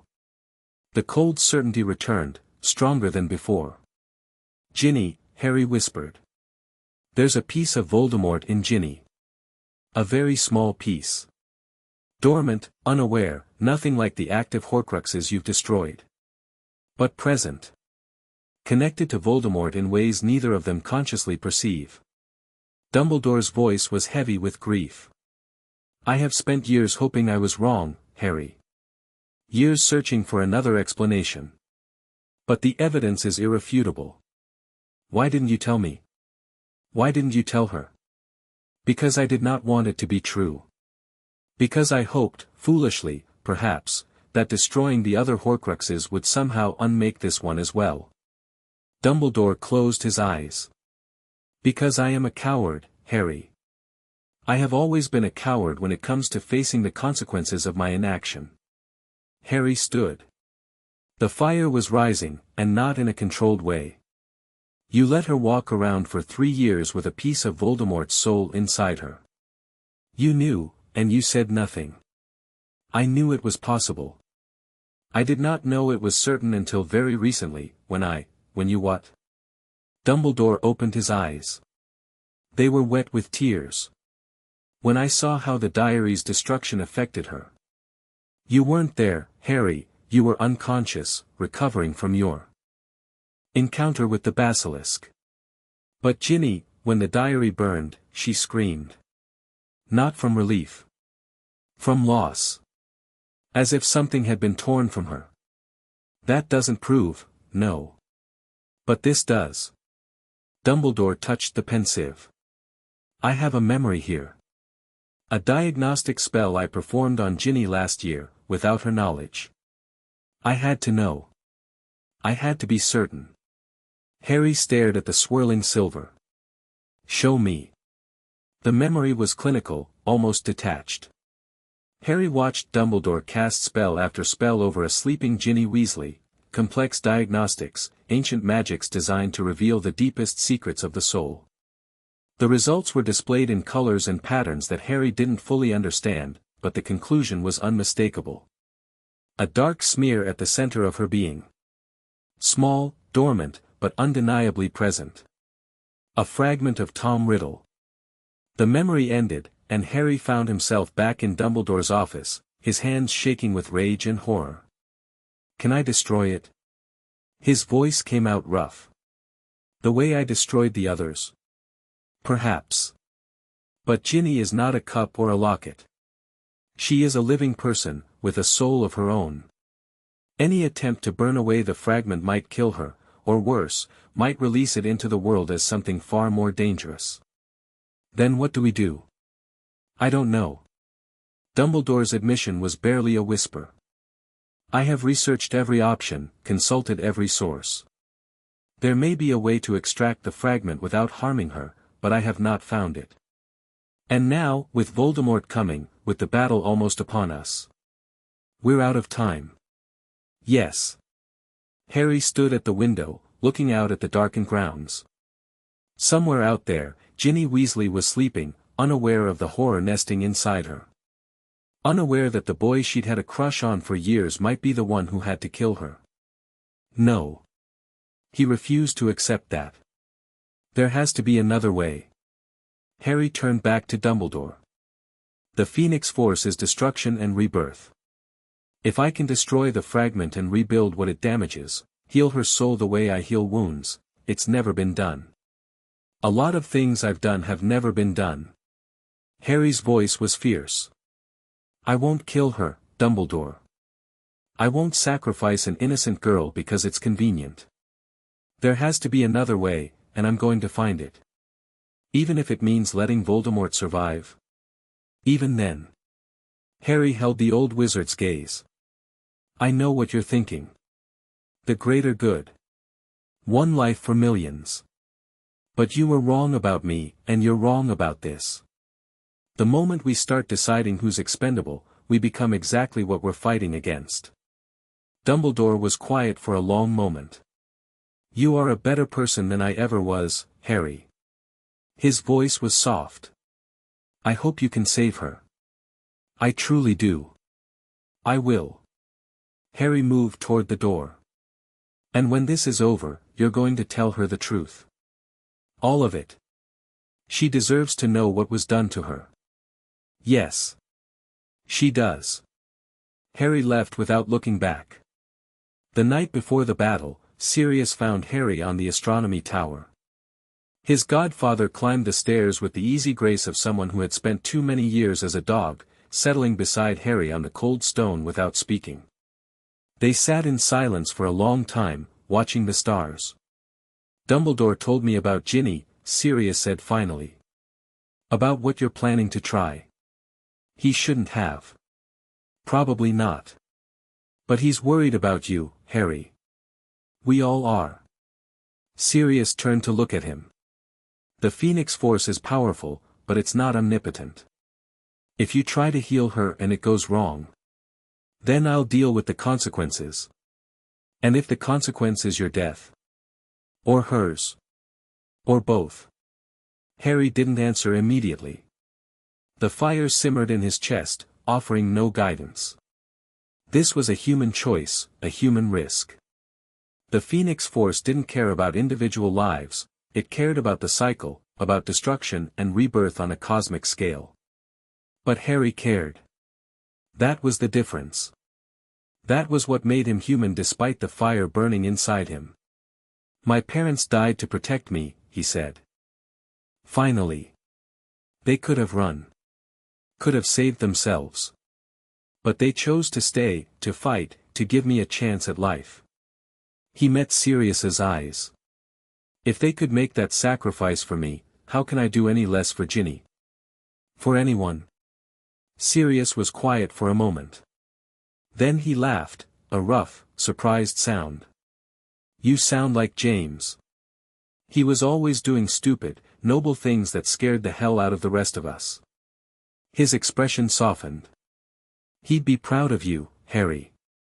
Lily too. They'd be so damn proud. I hope so. I know so. Sirius clapped him on the shoulder. Now get some sleep. Tomorrow's going to be a long day. You too. Sirius started down the stairs, then paused. Harry. Whatever happens tomorrow, whatever you have to do, you're not alone. Remember that. He disappeared into the darkness, leaving Harry with the stars and the weight of everything to come. Dawn came gray and cold, the sky heavy with clouds that seemed to press down on the castle like a physical weight. Harry stood in the entrance hall, surrounded by everyone who had chosen to fight. Students, teachers, order members, even some parents who had refused to evacuate with the younger children. They looked to him with expressions ranging from terror to determination to something that might have been faith. Voldemort is coming, Harry said. His voice carried through the hall, amplified by magic. He's bringing everything he has, Death Eaters, Dementors, giants, dark creatures we don't even have names for. He's coming because he's desperate, because he's dying, because we've taken almost everything he has. A murmur ran through the crowd. Some of you are scared. That's okay. I'm scared too. But fear isn't weakness, it's wisdom. It means you understand what's at stake. Harry let the fire rise just enough to be visible, a soft glow beneath his skin. What we do today matters. Not just for us, not just for Hogwarts, but for everyone who comes after. We're fighting for the right to live in a world where power doesn't make you better than everyone else. Where blood doesn't determine your worth. Where anyone can be a hero if they choose to be. He looked around at the faces before him, some so young, some older than he'd ever be. I can't promise we'll all survive. I can't promise anything except this, I will fight beside you. I will protect as many of you as I can. And if we fall fighting for something worth dying for. The silence that followed was absolute. Then Neville Longbottom stepped forward. His face was pale but determined, his wand clenched in his fist. For Hogwarts, he said. For Hogwarts, others echoed, first a few, then dozens, then the whole hall. Harry felt the fire respond to their courage, felt it reach out and touch each of them with just a hint of its warmth. Not amplifying their magic, not this time, but acknowledging it. Honoring it. Take your positions, he said. And remember, together, we're stronger than any Dark Lord who ever lived. They dispersed to their assigned locations, and Harry watched them go with a mixture of pride and terror. This was it. The final battle. The end of everything. Or the beginning. The Death Eaters came at noon. They apparat onto the grounds in a wave of black robes and silver masks, hundreds of them, more than Harry had ever seen gathered in one place. Giants lumbered behind them, clubs dragging on the ground. Dementors swarmed overhead, their presence turning the spring day cold and dark. And at the center of it all, pale as death and terrible as winter, stood Lord Voldemort. Harry walked out to meet him. He passed through the castle's wards without slowing, the fire burning bright around him, illuminating the courtyard in shades of gold and white. Behind him, the defenders of Hogwarts took their positions. Before him, the armies of darkness waited. Voldemort stepped forward, his snake-like face twisted with something between rage and triumph. Harry Potter. The high, cold voice cut through the silence. You've been busy. Not busy enough. You're still alive. For now. Voldemort's red eyes gleamed. But not for much longer. I have an army. I have power. And I have something else, something you don't know about. Your mysterious eighth Horcrux. Harry kept his voice steady, even as his heart raced. I already know about Ginny. I know what the diary did to her. For a moment, just a moment, something flickered across Voldemort's face. Surprise. Fear. Clever boy. You've done your research. The Dark Lord's smile returned, colder than before. But knowing isn't the same as doing anything about it. She's still connected to me, Potter. Part of me lives inside her, whether you like it or not. And as long as she survives, so do I. Then I'll find a way to free her. Will you? Voldemort laughed, a terrible, inhuman sound. The Phoenix Force burns what is corrupt. That girl is corrupt to her very soul. Even if you wanted to save her, your fire would consume her the moment you tried. You don't know what I'm capable of. No. Perhaps not. Voldemort raised his wand. But I know what I'm capable of. And today, Harry Potter, you're going to learn as well. He gestured, and the army charged. The Battle of Hogwarts was chaos made manifest. Harry threw himself into the fighting, the Phoenix Force unleashed like never before. Death Eaters fell before him, their curses splashing harmlessly against shields of living fire. Giants stumbled and collapsed as flames wrapped around their legs. Dementors, dozens of them, burned to nothing as Harry passed, unmade by the cosmic truth they had violated. But there were so many. Everywhere Harry looked, people were fighting and dying. Students fell to curses they shouldn't have had to face. Teachers sacrificed themselves to protect their charges. Order members battled against overwhelming odds, giving ground step by bloody step. He couldn't save everyone. The fire burned and burned, but there was always more darkness, always more enemies, always more death. Sirius found him in the courtyard, back to back, fighting off a group of Death Eaters who had broken through the main line. Harry. His godfather's voice was rough with exhaustion. Voldemort's heading for the Room of Requirement. He's going after the students who couldn't evacuate in time. The cold certainty struck like a blow. Ginny was in the Room of Requirement. She'd volunteered to help with the evacuation, to guide the younger students through the passage to Hogsmeade. Voldemort knew exactly where she was. Take over here. Harry shouted, already running. Don't let them reach the Great Hall. He sprinted through corridors that had become battlefields, leaping over debris and ducking under curses. The fire guided him, burning a path through any enemy foolish enough to get in his way. The 7th floor was quiet. Too quiet. The tapestry of Barnabas the Barmy hung scorched but intact, and the hidden entrance to the Room of Requirement was open. Harry stepped inside and found Nightmare. The room had configured itself into the evacuation corridor, a long stone passage that should have led to safety. Instead, it led to Voldemort. The Dark Lord stood at the far end, his wand pressed to Ginny Weasley's throat. A dozen younger students huddled behind her, too terrified to run. Her eyes met Harry's, and he saw fear, but also defiance. She was still fighting. Even now. Predictable, Potter. Voldemort's voice echoed off the stone walls. You always were predictable. The noble hero, rushing to save the innocent. It's touching, really. Let her go. Or what? You'll burn me? Voldemort laughed. You already tried that, remember? And here I am.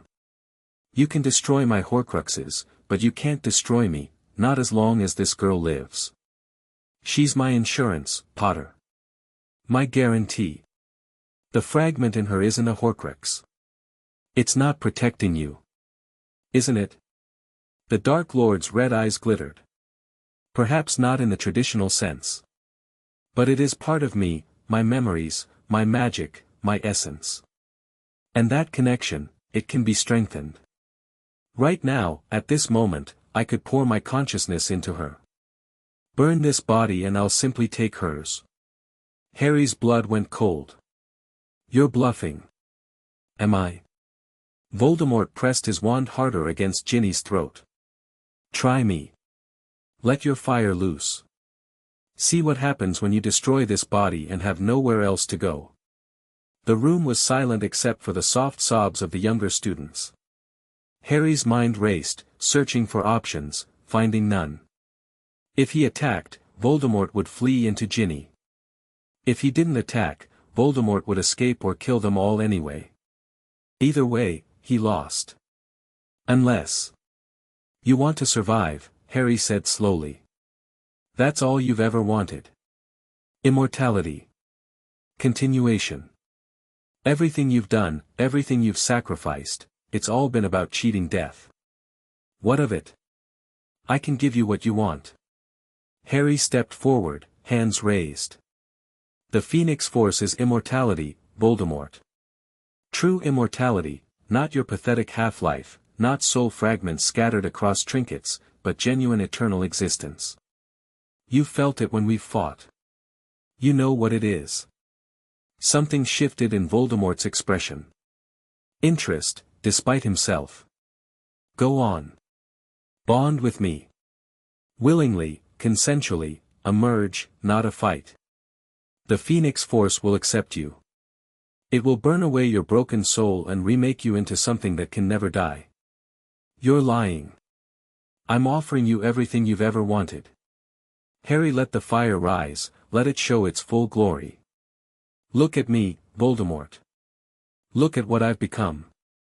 Do you want to fight me forever, running and hiding, your Horcruxes picked off one by one? Or do you want to become like me? The silence stretched. You would share this power? Voldemort's voice was barely a whisper. With me? No. Harry smiled. I'd let you think you were taking it. Right up until the moment it burned you to nothing. Voldemort's eyes widened, and Harry struck. The fire erupted not at Voldemort, but at the connection. Harry had never tried this before, had never even considered it possible, but the Phoenix Force responded to his will, to his desperate need, and it reached through the space between bodies and souls with surgical precision. It found the thread that connected Voldemort to Ginny. The fragment of soul, the corruption, the link that the Dark Lord planned to use as an escape route. And it burned. Voldemort screamed. Not a human scream, something far worse, the sound of a creature being torn apart at the fundamental level. His grip on Ginny loosened as agony consumed him, as the fire burned through the connection he'd thought would save him. Harry didn't stop. He reached deeper, past the connection, into the fragment itself. He could feel it now, small, terrified, fighting to survive. Tom Riddle's essence, corrupted beyond recognition, a poison that had been sleeping in Ginny's soul for 3 years. I'm sorry, Harry thought. Not to Voldemort, to the girl who had carried this burden without knowing. This is going to hurt. He burned the fragment away. Ginny screamed too, a brief, terrible sound, and collapsed. But the fire caught her before she hit the ground, wrapped around her in a cocoon of warmth and light. Not burning. Healing. Filling the void where the corruption had been with something cleaner. Rebirth. That was what the Phoenix Force was. Not just destruction, rebirth. When Harry opened his eyes, Ginny lay unconscious but breathing on the stone floor. The younger students were staring at him with expressions of awe and terror. And Voldemort was still standing. Barely. His pale face had gone gray, his red eyes dimmed to something almost human. The connection was gone, the fragment was gone, but the Dark Lord himself remained. Wounded. Mortal. But alive. You. Voldemort's voice was a rasp. You destroyed it. You actually destroyed it. Yes.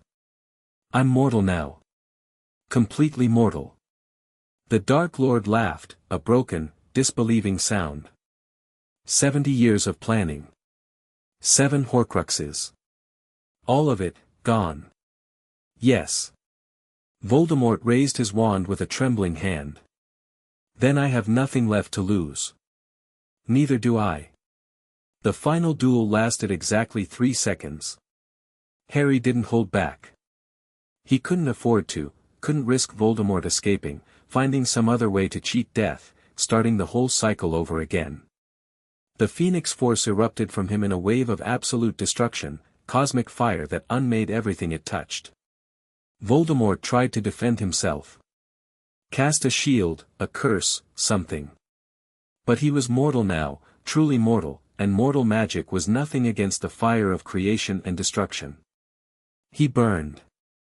Not quickly, the fire wanted him to feel it, to understand what he had done to deserve this end. But not slowly either, because Harry was still human enough to want mercy even for monsters. When it was over, there was nothing left. No body.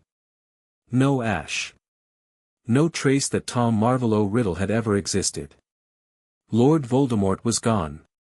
The battle ended within the hour. Without their master, the Death Eaters lost cohesion. Some fled. Some surrendered. Some fought to the death, but they were outnumbered now, and the defenders of Hogwarts had seen their enemy fall. Harry didn't participate in the cleanup. He sat beside Ginny's unconscious form, watching her breathe, waiting for her to wake up. The fire was quiet inside him, satisfied, maybe, or just exhausted. Hermione found him there. She didn't say anything. Just sat down beside him and took his hand, her presence warm and solid and real. "Is it over?" she asked finally. "The war is. The rest." Harry shook his head. "There's still so much to do. The Ministry needs to be rebuilt. The laws need to change. The people who supported Voldemort need to be brought to justice. But not today. No. Not today." Ginny stirred. Her eyes fluttered open, confused and unfocused at first, then sharpening as she recognized Harry's face above her. "Harry?" Her voice was rough. "What happened?" I felt something. It's gone." Harry helped her sit up. "The thing that was inside you, the fragment from the diary, it's gone. Voldemort used it as a connection, as a way to escape. I had to destroy it to stop him. The connection." Ginny's hand went to her chest, over her heart. "I can't feel him anymore. I didn't even know I could feel him, but now, it's quiet. It's finally quiet." Tears spilled down her cheeks, not from grief, but from relief. "Thank you," she whispered. "Thank you." Harry didn't trust himself to speak. He just nodded and helped her to her feet, and together they walked out of the room of requirement into a world that had finally been freed. The funeral pyres burned for 3 days. Harry attended every one of them. He owed that much to the fallen, to acknowledge their sacrifice, to remember their names. To ensure they weren't forgotten. The list was long. Colin Creevey. Lavender Brown. Fred Weasley. Nymphadora Tonks. Remus Lupin. 53 others, students and teachers and order members who had given their lives to stop the darkness. Sirius had survived, somehow. So had Dumbledore, though the old wizard looked more frail than ever. McGonagall, Hagrid, most of the DA, battered and bloodied, but alive. The Weasleys gathered around Fred's pyre, their grief a physical presence that even the Phoenix Force couldn't burn away. Harry stood with them, Hermione on one side and Ginny on the other, and let himself feel the loss. He could have prevented it.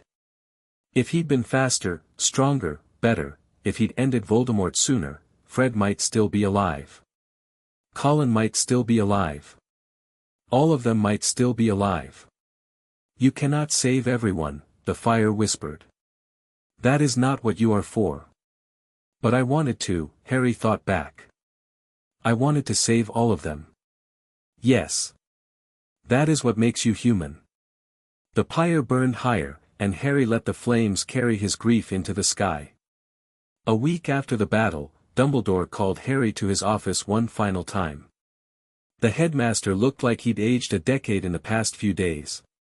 His hand, the one that had been cursed, that had never fully healed, was worse than ever, blackened almost to the elbow. "You're dying," Harry said. "Yes." Dumbledore smiled, but it was tired. "The curse has been spreading since I found the ring. I had hoped, but it doesn't matter now. What matters is what comes next." "What do you mean?"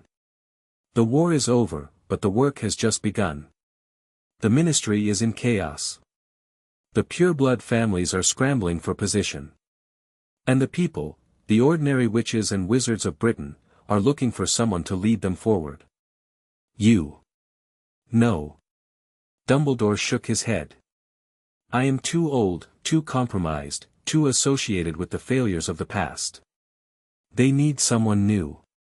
Someone who represents the future they want to build." Harry felt the words coming before they were spoken. "No. Harry, I won't be their leader. Their king. Whatever you're about to suggest, no." Harry stood, pacing to the window. "I fought to end tyranny, not to replace it with my own. That's not what I'm asking." Dumbledore's voice was gentle. "I'm not asking you to rule, Harry. I'm asking you to help. To use your influence, your status, your power to push for the changes we need. Not as a king, as a conscience. A voice for the people who've never had one. There are others who could do that. Hermione. Kingsley. Hell, even Daphne Greengrass has more political experience than I do. And they will help. But you have something none of them have." Dumbledore met his eyes. "You have the Phoenix Force. You have destroyed the darkest wizard of our age. When you speak, people listen, not because they fear you, but because they believe in you. They shouldn't. I'm just Harry." "Yes." Dumbledore smiled. "You are. And that's exactly why they should." Harry was quiet for a long time, looking out at the grounds where the final battle had been fought. The scars were still visible, scorched earth, shattered windows, graves freshly dug in the shadow of the castle. "I won't rule," he said finally. "But I'll help. As long as it takes to build something better. That's all I ask." Harry turned back to the headmaster, taking in the wasted form, the darkened hand, the fading light in those brilliant blue eyes. "How long do you have?" "A few months. Perhaps less." Dumbledore's expression was peaceful. "But I find I'm not afraid, Harry. I've had more than my share of time. And I've seen, at last, a future worth believing in. You manipulated me for years. Used me as a weapon. Planned for me to die. Yes. And now you want me to carry on your legacy." "No." Dumbledore shook his head. "I want you to build your own. Something better than anything I could have created. Something worthy of the sacrifice so many have made." Harry considered the old man before him, brilliant, flawed, dangerous, kind. A hero and a villain both, depending on who was telling the story. "I don't forgive you," Harry said. "I know. But I understand why you did what you did. And I'm choosing to move forward." Dumbledore's smile was genuine this time, warm and sad and proud all at once. "That," he said, "is more than I deserve." That night, Harry found himself at the edge of the Forbidden Forest, watching the stars emerge from the fading twilight. Hermione found him there, as she always did. She'd developed an instinct for knowing when he needed her, or maybe it was the Phoenix Force, reaching out to the person who had become its anchor. "It's beautiful," she said, settling beside him. "I never really noticed before. There was always something to study, something to worry about. There's still plenty to worry about. I know. But not tonight." She leaned against his shoulder. "Tonight, we just exist." They sat in comfortable silence, watching the sky darken and the stars brighten. The fire burned low in Harry's chest, content and quiet, as if it too understood that some moments were meant for peace. "What happens now?" Hermione asked eventually. "Dumbledore wants me to help rebuild. Not as a leader, just as a voice. Someone who pushes for the changes we need. And you said yes?" "I said I'd try." Harry turned to look at her. "But I'm not doing it alone. I need you, Hermione. Not just as a friend, as a partner. Someone who can tell me when I'm being an idiot, who can see the things I miss, who can keep me human when the fire gets too loud. I think that's the worst marriage proposal in recorded history." Harry blinked. "That wasn't, I wasn't, I know." She was laughing now, her eyes bright with joy and tears. "But maybe someday. When we're ready. When the world is a little less on fire." "Yeah." Harry felt something loosen in his chest, something he hadn't even known was tight. "Someday."